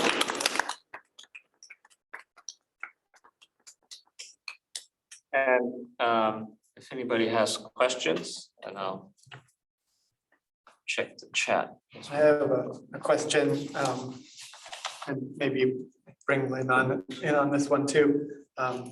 So when we're talking about doing research in various languages and preparing the instruments for that work, Lynn, you had talked about testing your questions beforehand. And I'm wondering if you have a small population, like LIS instruction, it's not a huge community. So you have a limited population at the best of times. If you had 100% participation, it'd still be very small. How do you go about validating your instruments, especially when you're doing them in multiple languages, without using up your population in your validation, and then still have room later on to? We should probably go to some participant. So surprisingly, that's what I thought, that surprisingly, that population is not that small. Actually, there's a lot of LIS educators, across programs in many countries. So I think that even testing the instruments, in this case, didn't help us. I think that because of the differences in educational models, in professional preparation for librarianship, we are not able to capture, and there is quite a variety of how people are trained in research methods across those different programs. So the survey was not able to, we got that through the interviews, but not necessarily the major differences you were able. So even if you test, and if you do testing in the 3 languages that we use for the survey, we're not able to capture all those differences. So I think that, that there is quite a few LIS educators. What was surprising to me, Linda asked was, what did surprise you in that? Is that this is a fairly, you would think, a community that speaks the same language. When we talk research methodology, my assumption was that we understand what we are talking about, and it proved not to be true. The people actually thought about research strategies, research discovery when we were talking about research methodology. So even within the community that I think we kind of understand each other, there were quite, big differences in terminology. And I think Egbert and Monica, who did interviews in Spanish, ran into the same problem. Yeah. I'm just going to add, part of what is interesting and helpful from the research is identifying the fact that the model, we did understand that there were different models, but this gives us that rich data about how different they are. So again, we couldn't necessarily test, they aren't all, they're not equitable, they're not comparable in many cases, but in many cases they are. So in fact, this research does provide us with a lot of interesting data that can then provide information for another study, or looking at studies in different ways, as Peter was indicating. So, how are we talking about looking at more similar models and comparing across those similar models, and then seeing what we get out of that. And part of what we were also looking for were, what are their recommendations for improving? And so I think we could suggest that in many cases, their recommendations were quite similar about embedding this kind of instruction and practice within more than one course across their program. So, I think we can draw more from it. But again, when you're conducting research, you're often looking at what's the next research that has to occur. So. I think it was a very interesting research, because we confront with plenty of models. I think in every country, plenty of models. And also in the same country, Mexico, there are about 8 library schools, and each one has their own model. And so it's we are talking about the same language,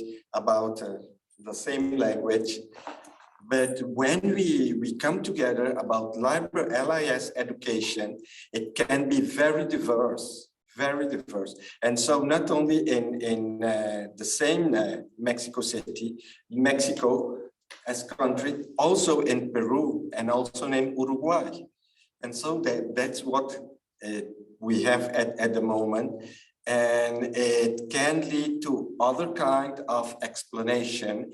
And this research, I think, should go on and to another level.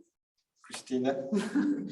Well, you know what I mean, we are still in kind of the phase of analyzing data. We're still coding some of the interviews. But I think what Egbert touched on, it is really the model of preparing professionals for the field matters more. Obviously, there are international differences rather than in what country.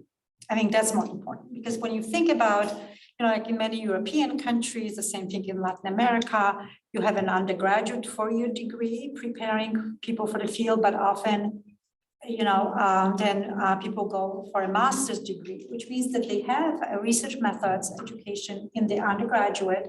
When they go into a master program, they actually are taking advanced methods classes and they are conducting research, which when you have a master level, talking about the North American model, when you only have a two-year master program and one required or an elective, because many people graduate from our master programs and do not have a research method because it may be an elective, and then go on and become academic librarians where they are expected to conduct research. I think there is a huge gap there. So I think it's really less so international in that, which is surprising actually. It's more about how we educate people for the field rather than the international differences.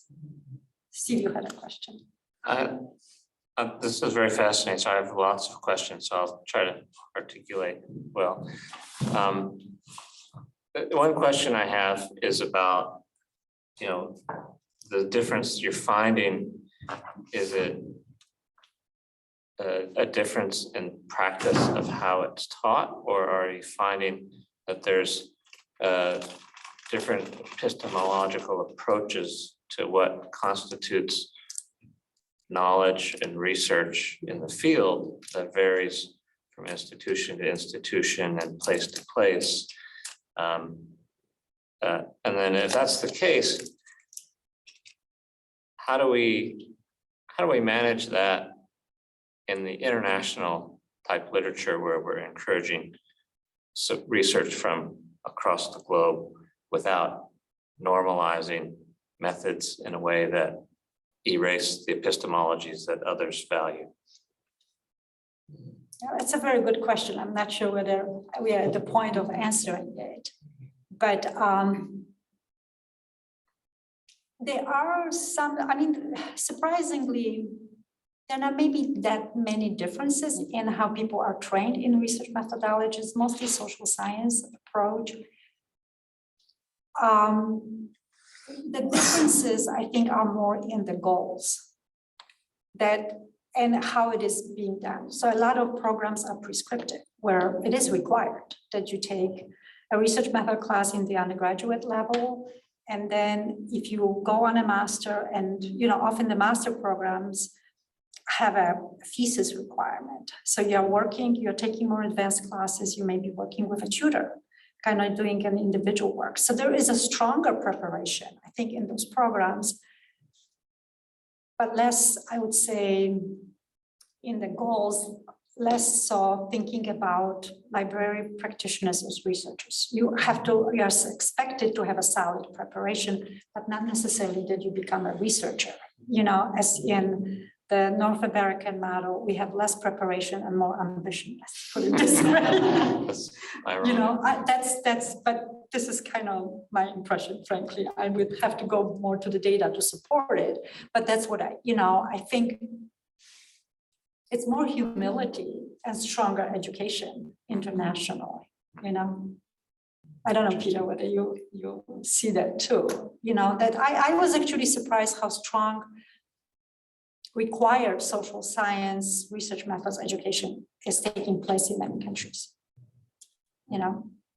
And quite a bit in the bachelor's programs. Yes, And you know. it might be also dependent on the particular institution. I'm thinking of because I summarized all of the interviews, so some from Latin America, I think there's might be a focus on the government to require more, or the expectation of research. So it does, it is actually really very diverse, but I agree that, you know, I don't think we touched, I haven't appreciated how the specific epistemological differences are apparent at this point.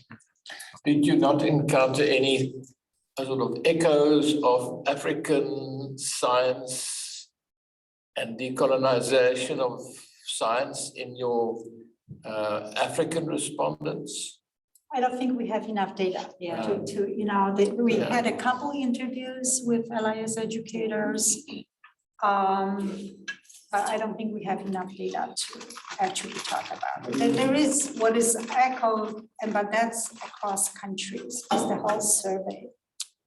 As is being taught like in every program. And I think we have a case, this is in the book, not from the study. We have a case study from I think Zimbabwe, where somebody did actually a research study and analyzed research methods on the master level of the theses conducted, like capstone projects or master, and every single study was a survey study, which is, you know, so truly we see that too. And it's one of the methods that's being taught across programs everywhere.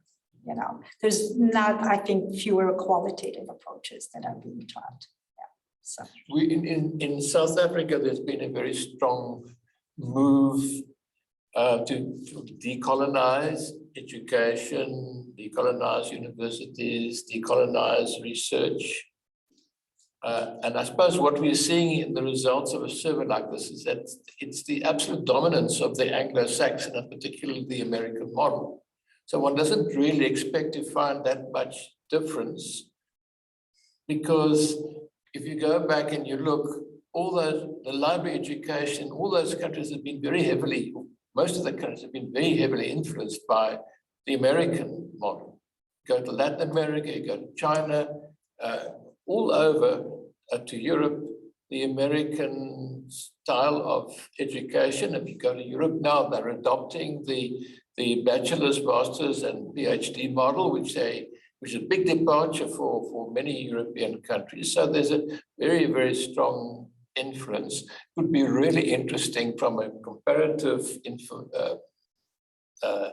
librarianship point of view to see whether there are any outliers and whether those outliers might be related to a lesser degree of American influence, but it's probably a sort of a second level of analysis that might be quite interesting. I think that's hopefully Kawanna will help us with that, comparing our US study to the international study. That's actually, I think there is a difference. And I think there is less US or North American influence on research methods education, because in US, we don't actually have it on the bachelor's level. So people are coming, you know, like if most of our students are coming from English, history, art history, philosophy. That's what I see in my program. And they have no social science training. You know, and some programs in US require research methods. In many programs, it's an elective. So in case we require, all our students are afraid of taking that class. It's always the last class that they take in the program, just wait until the last, because there's a little bit stats in it, you know. I think that's a major difference, you know, like in Europe and, you know, I think we've seen in other countries, the Latin American countries, where students coming into the master program have much stronger. I think that's a major difference. I don't think there is much US influence, at least not at this point. This may change, you know, but I think it's a stronger tradition of having LIS education on the undergraduate level, where some kind of a social science research method class is required, because those programs are more prescriptive. It's true in Europe too. I think they are moving into more kind of embedding, putting like research methods in user experience, information seeking behavior, but it's still on the undergraduate level. So they have some preparation. I think most countries honestly are doing much better than we are doing in US in terms of training future librarians in research method. That's just, from the data. Very we are interesting getting. finding. If I could just touch on your question about decolonizing or indigenizing, that is also a requirement for all of the institutions in Canada.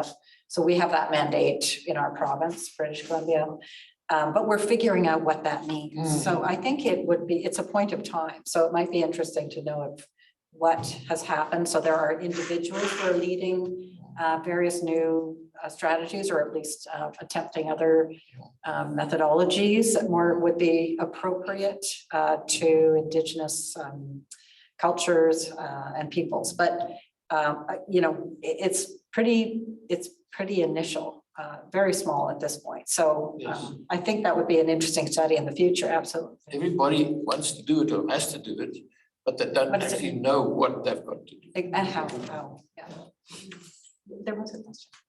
It was just a small question. You said you were analyzing the interview transcripts right now. What method of analysis are you using, like a thematic analysis, a narrative analysis? What are you using to create the code book? So at this point, it's thematic. We have a code book, we have 3 coders actually, so we have to work with the code book, otherwise there will be no consistency. The limitation is that, Lynn mentioned that your team coded in Spanish. We could do it because we have Spanish speaking team members. However, in order to have any consistency in data and to do some kind of a comparison, because we have a good set of the Spanish language, we translated the transcript into English. So everything is in English, so you lose some of that richness from Spanish, may work the other way, Egbert will be looking at the Spanish transcripts as well. But at this point, it's just coding thematically. And for data validation, Krystyna suggested maybe we also do summaries of all of the transcripts. So I've summarized all of the transcripts, and those will also be coded. So at least that'll give us an interesting way of matching, or at least contrasting and identifying where we might have any disconnects or where things are lying. So yeah, that'll be interesting. Pardon. So what do you mean summarizing? I'm interested in I've this. looked at the code book and I reviewed all of the transcripts and created a fairly brief summary, basically in my own language of the transcript. So it is an interesting process. So it's not the initial language, but it's as if it's a first step in coding. Oh, wow. And so we were just kind of going to compare what. So I refer to this as vertical and horizontal. So summarizing each interview almost as a case for the country, because they come from different countries. So it's this sort of vertical, and then doing the thematic coding goes across very detailed coding. And then we'll kind of look at some. And it was structured. So there was a structured approach to how to summarize. And so does everyone, like we have everyone read all the transcripts. So everyone read them, then that's how you came up with your code book. And then you did this. Yeah, okay. so then we did the vertical, the 3 of us doing coding. So Kawanna, Debbie, and I are coding them for the English language. Are there other questions? I think our online participants are suffering Zoom fatigue. We don't have any questions from I that. just want to make a comment. I think this is an absolutely fantastic case study for use in the training of library and information researchers. I really want to congratulate you on what you've done so far. I think this is a fabulous mine of information that we as teachers of research methods can utilize. Thank you very much. Our leader. Well, thank you very much. And I have to admit that working with my LTR colleagues have been great, and we are learning as we are doing the research, so definitely. Thank you. Thank you very much.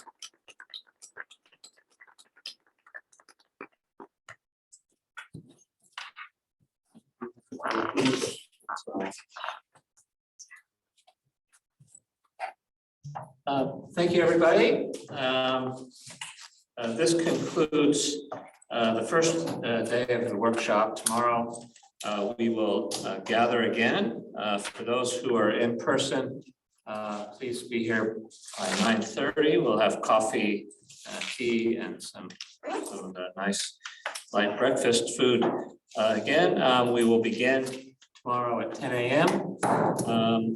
With the aim of finishing at before 2 p.m.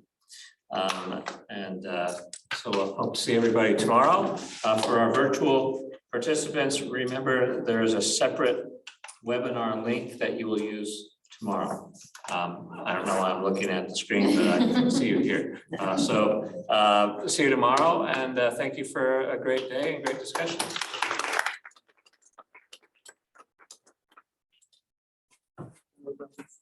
For the book. Hopefully by the end of the year.